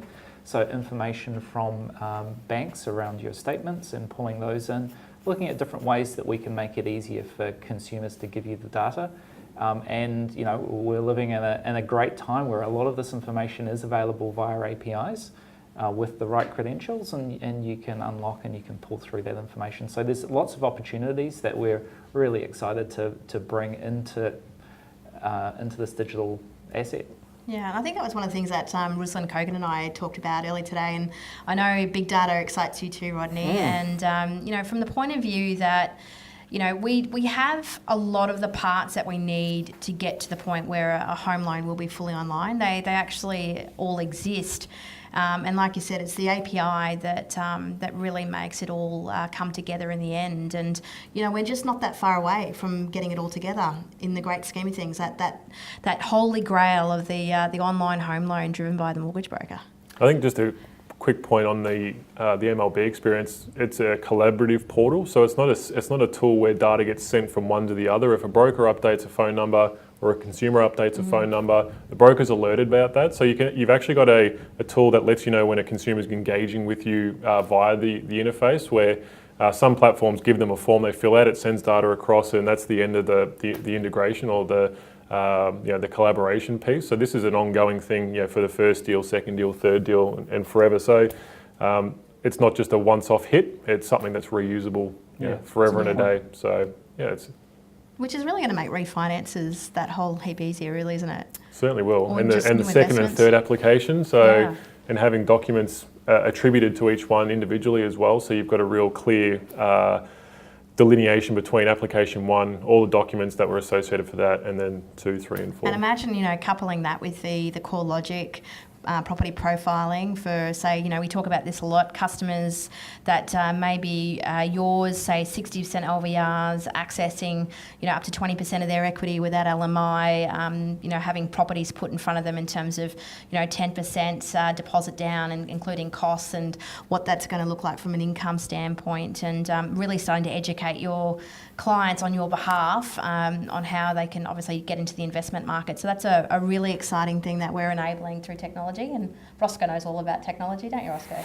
I've got an iPhone, I can do anything. Well, that's actually really true. A lot of us are so much more mobile, and we have a lot of our data in various sources. We have them in the cloud. The role of our lives with the cloud is much more integrated. And so having a service that's cloud-based, and we're looking to do this with Inside Chief too, is actually to enable businesses to connect to these different cloud providers and cloud services that move Chief more into a digital hub for financial services. So when it comes to connecting to your file system, your cloud-based file system, we can do that. When it comes to using best-of-breed CRMs or marketing systems, these are all cloud-based tools that we can be pulling into our digital hub and providing that unified experience so that it's simple to use and it's not disruptive to your businesses. So you've got different technologies that may be embedded in what you do. Rather than getting locked into what you currently got, we're looking at ways that we can free you up to essentially get more timely results and all of the good stuff that Chief brings without needing to deal with a lot of the other rubbish. Yeah, and we've probably had one of our best testimonials from one of our brokers here in Victoria, how he's gone from using another platform to Chief just in the last 4 or 5 months, and now he's spending twice the amount of time out the road meeting new customers, which is, from my point of view, and I know the guys up here, that's super exciting, because we know that you guys are bogged down with this data entry, and I think that really leads us well into the next question, which is, I hear that you guys have less red X's in Apply Online than your competitors, and how does this work? And I guess that's where this time efficiency really kicks in. So look, I'll get you, Tyler, to start off, and Rodney from a technical standpoint. I think the big decision early on was to make sure that we were really well aligned to Apply Online, because ultimately they're the main source of lodgement gateway to all the banks. So it didn't make sense to come up with a system that had assets and liabilities and expenses and whatnot that we defined and that our compliance team decided that it looked good on a piece of paper. It was, where are we sending this information to? The banks want it, and the banks want it via Apply Online. So if they ask for 25 assets, well, we're going to have those 25 assets. We're not going to come up with things just for our own benefit. We want to make sure that what we ask for is the exact same amount of information that Apply Online does for all the lenders on our panel. Traditionally, it's been different types of incomes or different types of assets and liabilities, and you end up mapping one to another, or some to many and many to some, or just annoying things like BSB numbers and account numbers not mapping or not being available in one interface to the other. So part of that is just making sure that if things change, we're aware of it, and we're working on that in an ongoing capacity. So if a new lender requires something, the way we've got it set up allows us to add that information in without having to bring the application down or change things holistically. It's simply adding a new field or a new reference point. So how it works, obviously, is making sure that it's a mirror image of what apply online is. So that makes it a lot easier than what traditionally people are dealing with out there at the moment. All right, Rodney. And then just really to reiterate what Tyler said, it really starts at that foundation where when it comes to the different drop-down lists, it's one-to-one. We don't have a scenario where we've got the one entry that needs to map to two things or vice versa. That's when things get unstuck and when, logically you can't make assumptions, and when you need to be smart about things rather than explicit, that's when problems can occur. So for us, how we transfer data into Apply Online is really because we've got the one entry and it maps to the one result. And that's a pattern that we're continuing, but it also requires a lot of refinement and testing. And we've got a great team that really does go through this, and we automate our tests to ensure that our data does match and does align with what's in NextGen. I think one of the other things too, our UX team was actually out on the road today with brokers until lunchtime, and I think, from my experience and working, consulting on other platforms, I found that, brokers provide a lot of feedback. However, a lot of it unfortunately doesn't go ahead, and it's, predominantly due to infrastructure and the amount of, infrastructural changes that have to be undergone just to be able to affect something. But our UX team are out there all the time talking to our brokers and getting feedback, and like I touched on at the start, this is also sentiment to the amount of releases that we've had just this calendar year, which is obviously a number of our initiatives, but also initiatives based on broker feedback, guys. Yep. Yeah, and look, that's one thing that I think from a company point of view, when we get feedback, we work on the feedback and we get it done. We're not sitting on our hands. You're looking at, Roscoe will have a chat to his brokers and come back to us and say, hey, Jace, hey, Tyler, hey, Rodney, we need this, and we'll talk about it and we make it happen. You're looking at the three people right here that make the decisions on getting it happening, and we're all equally as passionate about delivering you guys something that is going to save you time, and more importantly, it's about that customer at the end of the cycle. It's their experience too that's as equally as vital. So the next question we've got is, can Chief automate all my compliance documents, and how does this work? Tyler? So yes, it does. A really simple answer, but if I'm comparing it to what other people are experiencing, again, other aggregation groups have had compliance teams or legal firms or providers come up with a fact find or a preliminary assessment or a compliance form that doesn't take into consideration the system it's being generated from. That's partly because maybe they don't have a system that everyone is on, but you end up having like a fact find PDF that doesn't match the broker platform's fact find. You've got fields in a preliminary assessment and credit proposal that aren't available in the broker platform. You end up getting this hodgepodge of forms that have some data or not everything's in there, and you've got to manually fill them out or delete red text where it's not applicable. So that's the first part, is just making sure that it's what you see in Chief is what you get in the PDFs. The other part is then making sure that when we're generating documentation, it's usable in a number of different capacities. Firstly, it's you can just print it out and it looks great and it's well formatted. Secondly, via email, which is a pretty traditional mechanism for getting that stuff through. But thirdly, we've leveraged DocuSign, so we've got the ability to tag every one of our compliance forms with signature blocks and timestamps, and have that sent to whether it's applicants, third parties like conveyancers and solicitors, from a single click through Chief. So that way it gets tagged, it gets emailed, and it gets sent without the broker needing to be engaged at all. It comes back signed and executed and stored against the application. So brokers are loving that. It's taking the pain of chasing people to print and sign something and scan and send it back over days to minutes. They call them up and explain that they're going to get a PDF, and they can click on it with their phone and they can sign it with their finger, and our compliance and risk team are fine with that. So that's limiting the time between 0 and 100% on getting compliance forms ticked off, which is a pretty big problem for most brokers currently. So yeah. Absolutely. And I guess one of the questions just on I guess beside the DocuSign piece, and Rodney, this one will be for you. When banks decide to take electronic signature, we're ready? Oh, absolutely. Like Tyler said, it's actually really easy. And I think often it tends to be a trend of making things difficult. And what our mantra is to make it as simple as possible, as intuitive as possible. And so it is, like Tyler said, like one click, send for signature. And when we get those documents back, we can on-forward them with the original data embedded in that PDF that guarantees your security and guarantees that e-signature integrity.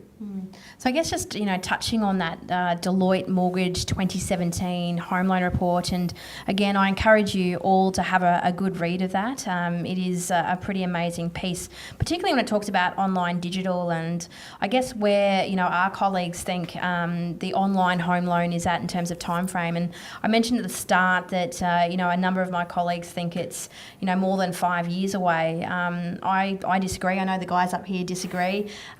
All the bits are actually there for us to grab. Electronic signatures is probably the biggest one on bank signing forms as a hurdle that I see. But I really think that over the next 18 to 24 months, you're really going to see a big move in that online home loan process. And that's obviously something that we'll be having it, driven by brokers, which is really exciting. But it comes back to that customer engagement, their expectation, that on demand. We really want that on demand, and as a behaviourism, it is what it is, and we're here to meet that market. So we've got some more. We've got, does your online user interface have the ability to be branded with the broker branding? Tyler? Yeah, so Chief allows users to have their own business branding, so when we generate documents or emails or anything on their behalf, it gets sent out using their branding. So PDFs and collaboration emails, it all gets branded accordingly. Also, the fact find wizard, the application side of things, where they can fill in their application online, you can have that housed within your own website. So you don't have to send them to My Local Broker. You can send them to Tyler's Finance, and there's a really simple, easy to use interface that we use on our MLB website that has the benefit of our own research and development that you can leverage off your own website. So instead of pushing them to where competitors can be found, you've got a way that you can keep them within your business and have a reason why your website's kept up to date and relevant. So yeah, and I know there's a whole heap of other initiatives with that too. Well, there's also marketing emails. So another big part of Chief is the digital marketing offering, and we also enable that and integrate that into Chief. So when leads and contacts come into Chief, that flows through into the Chief Marketing Centre. And all of those comms are going out with your branding and your business wrapper around that you can configure and customise as you want. It's pretty great.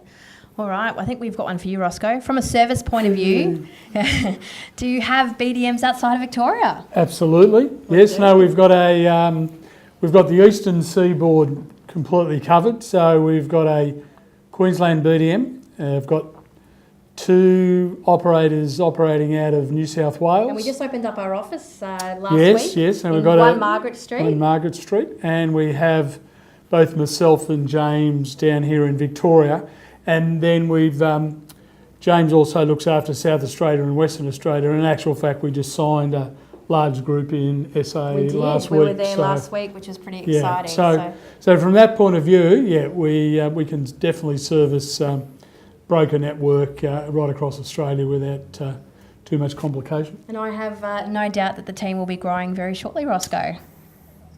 Absolutely. Yes. Yeah, it's all. I guess. Look, I look at it from a holistic point of view, like we've said previously, and the reason I joined My Local Broker after a stint elsewhere was I'm really, even though I'm not IT literate, I'm really excited to be offering a 2020 platform to the broker network now, rather than still try and rebrand what was done 10 or 15 years ago. So it's pretty exciting times. And look, the average broker, I was only reading a document on social media this afternoon, most brokers are leaving aggregators because of lack of support, lack of understanding about their business model, and software, CRM platforms. Well, software is a massively growing trend. Just this last year, it was 36% of brokers would leave their current aggregator for software. In the 2015 year, you were talking about around the 28% mark. So it's definitely a point of differentiation, and it's one of those things that when I decided to build this business, I thought, well, I've got to get back to, to what the main issue is, and that is around software and efficiency and really competing in that online space. Because, you've probably heard me talk about this a lot, but banks have massive, massive budgets.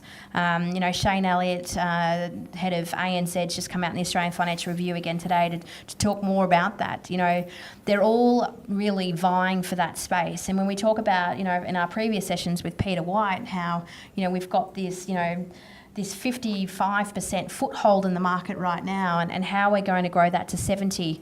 We as a business, And he's very confident about that. He's very confident about that. I think it's quicker than 5 years than what he said. Yeah, no, I think he shortened that down to 3. I think it could be 2, and I truly believe that aggregators today have to be responsible for brokers in terms of their software and providing something that's competitive. Because like I said, and you heard Ruslan saying the same thing. It's no different if you're whatever you're buying online, you want answers quickly, you want things to be done, you want to be taken off the market. If you cannot take a customer off the market, you're not selling, and they're looking somewhere else, and that's been my key driver for the last 5 years in terms of getting this business to where it is today. And we're so close to getting this online home loan, guys, aren't we? We are so close. It's so exciting. Another one for you, Roscoe.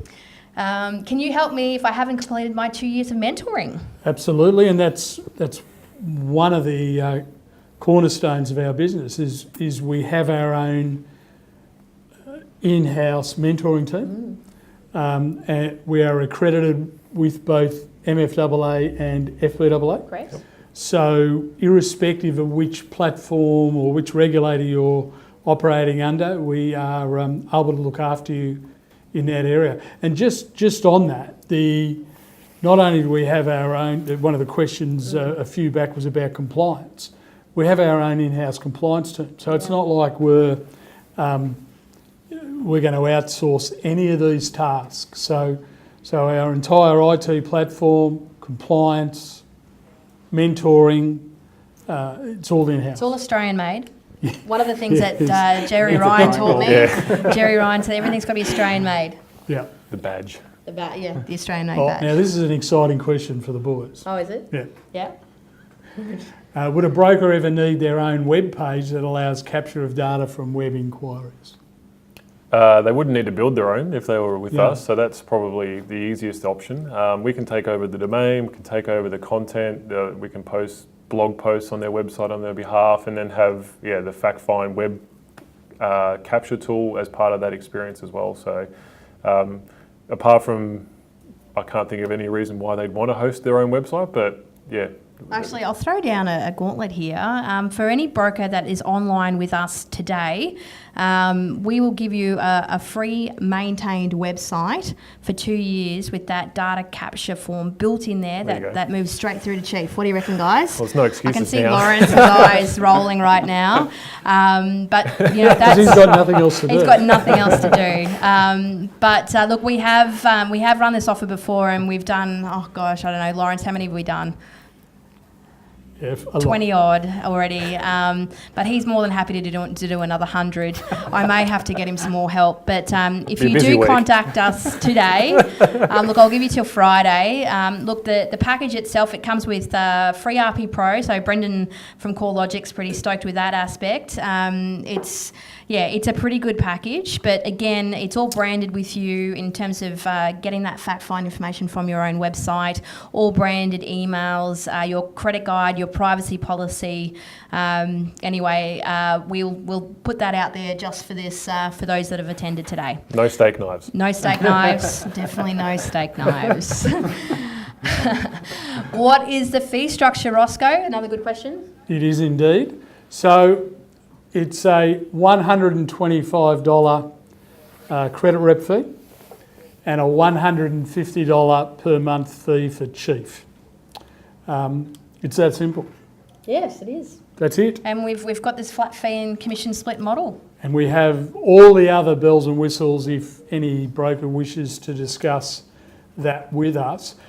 Just on that, we've all those who are logged in or have registered, we will be giving you a courtesy call and a courtesy email, even to peterpan@gmail.com. I know we've had a few. We've got a few I think we've There's had a lot of Peter Pans. I think we've had a few competitors online today. Yeah, which is Which is fantastic. great.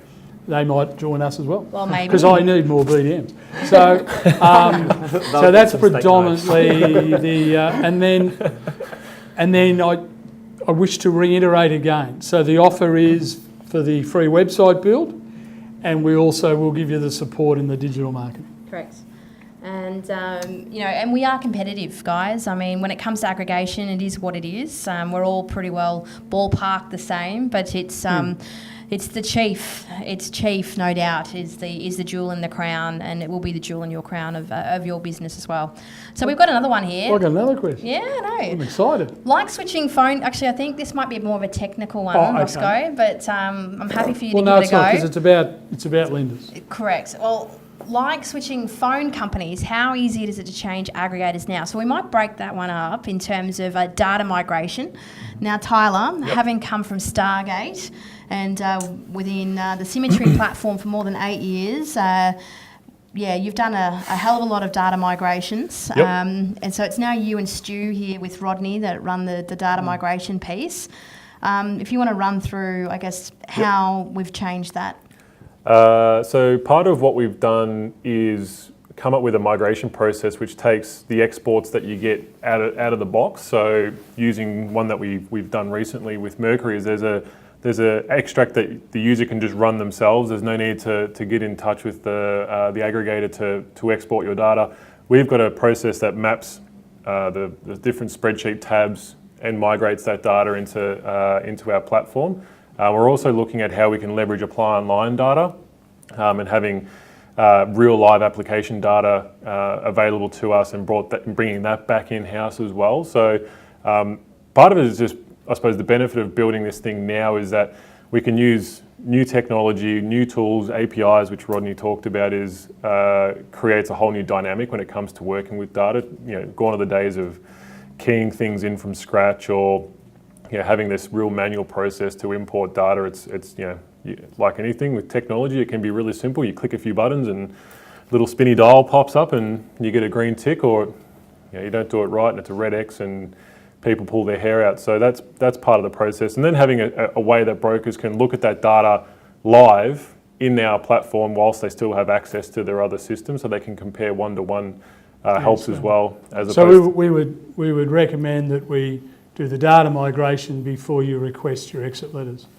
That's the sensible approach to it. And also it gives you the confidence that all your data's in, that you're happy with it before you put your separation in. Because if you're not happy with it, then that's a problem for us. And we'll keep working on it. And I think one of the other things that we've done, and Rodney's probably one for you, is some brokers have come to us, with specific, task management requests within the base side of things, from a post settlement point of view that we're working on as well. So in terms of creating those automation of tasks.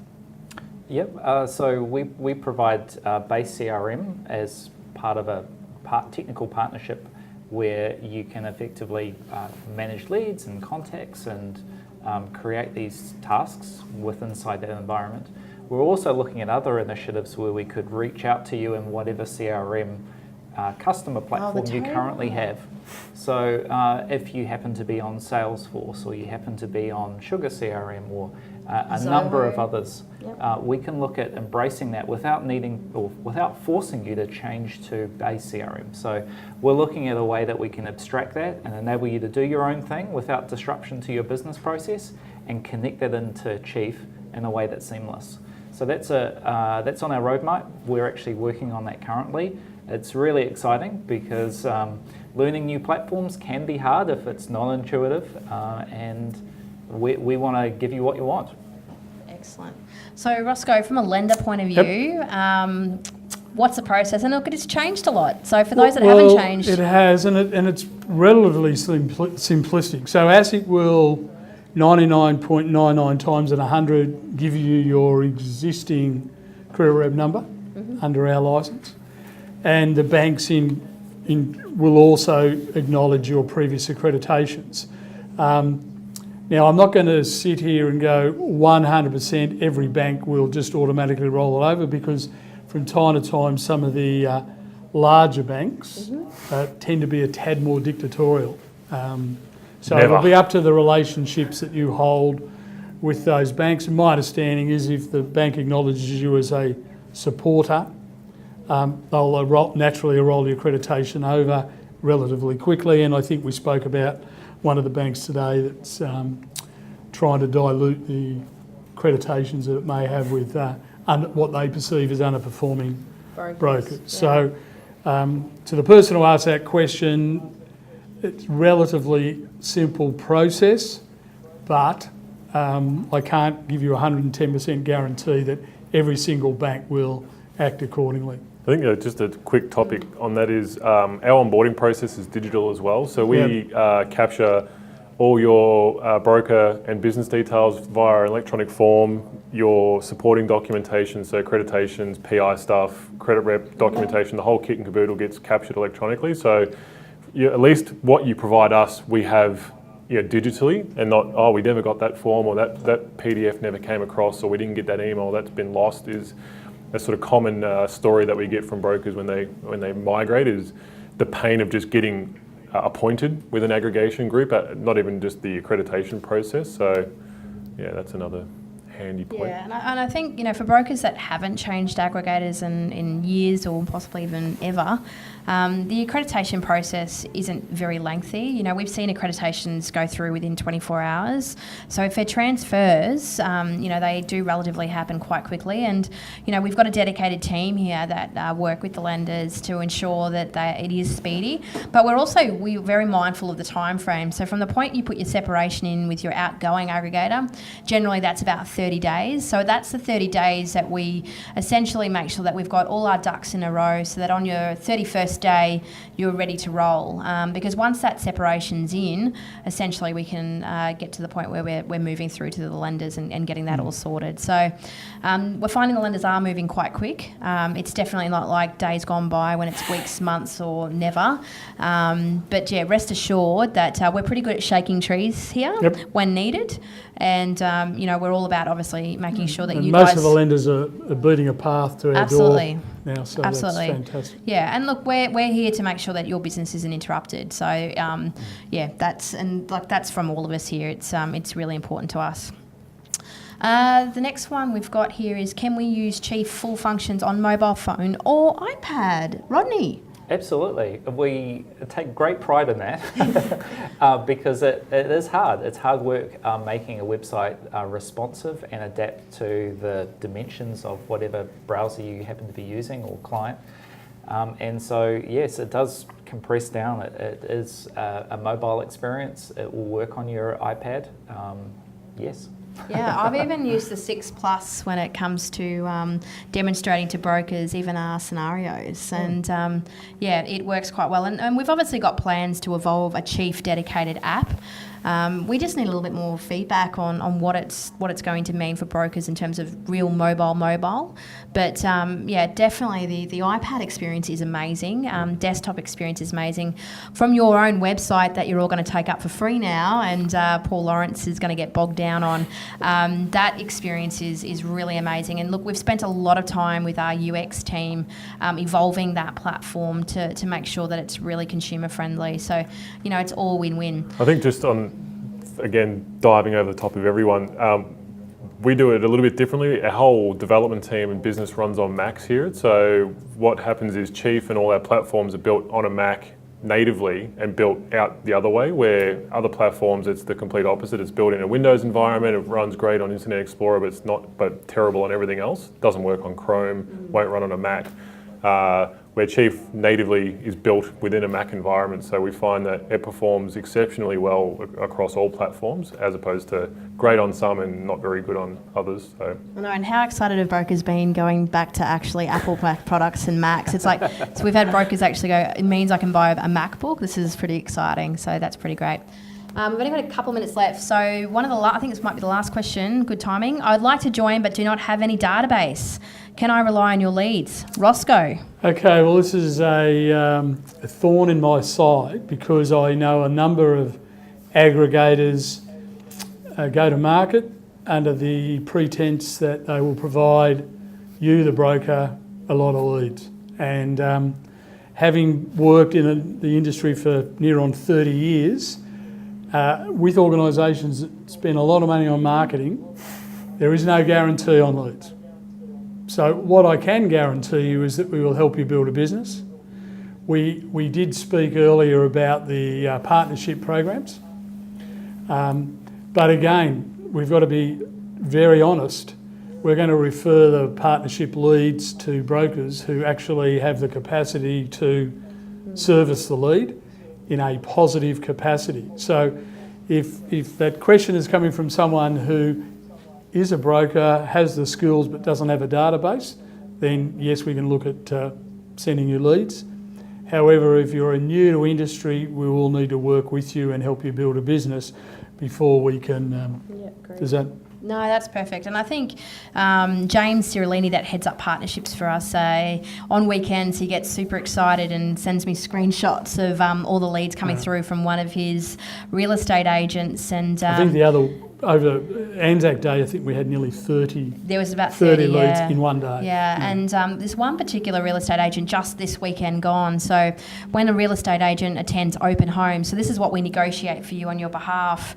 They obviously then access some technology that we put into their website, which sends the lead through, and you get that within Chief. But you know, there's actually 2 brokers working that relationship with that real estate agent at the moment because there's quite a demand. So we're finding that by going in and having the discussions and you know, talking about commissions and doing that on your behalf, and you know, putting some technology behind it that relates back to us, that's really winning these partnerships. And if you were to ask me, and Roscoe, you probably agree, years ago real estate agents were tough nuts to crack.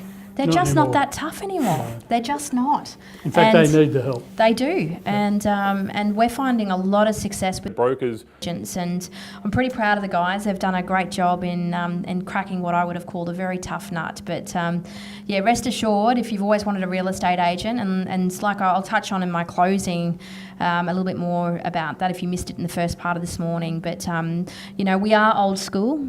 We do believe face-to-face is still an amazing part of our business, and it should be part of yours. We do have a great lead generation program run by our head of digital, Chris, and his guys, and we've got a number of different initiatives that we're rolling out. We've also got our white label rate chaser that we'll be launching over the next 4 weeks as well, which we've got the car out there on the road, and no doubt we're going to start generating some great inquiry off the back of that as well. So plenty of initiatives, but you know, we know we can control working with you, finding you a referrer and generating that business. I know that we can control that, and genuinely we're here to help you in that regard. All right, guys, I think that's the wrap. Cool. So Thank you. I'm going to move over into... Thank you. No, we're done. That's it. Thank you very much. Thanks a lot.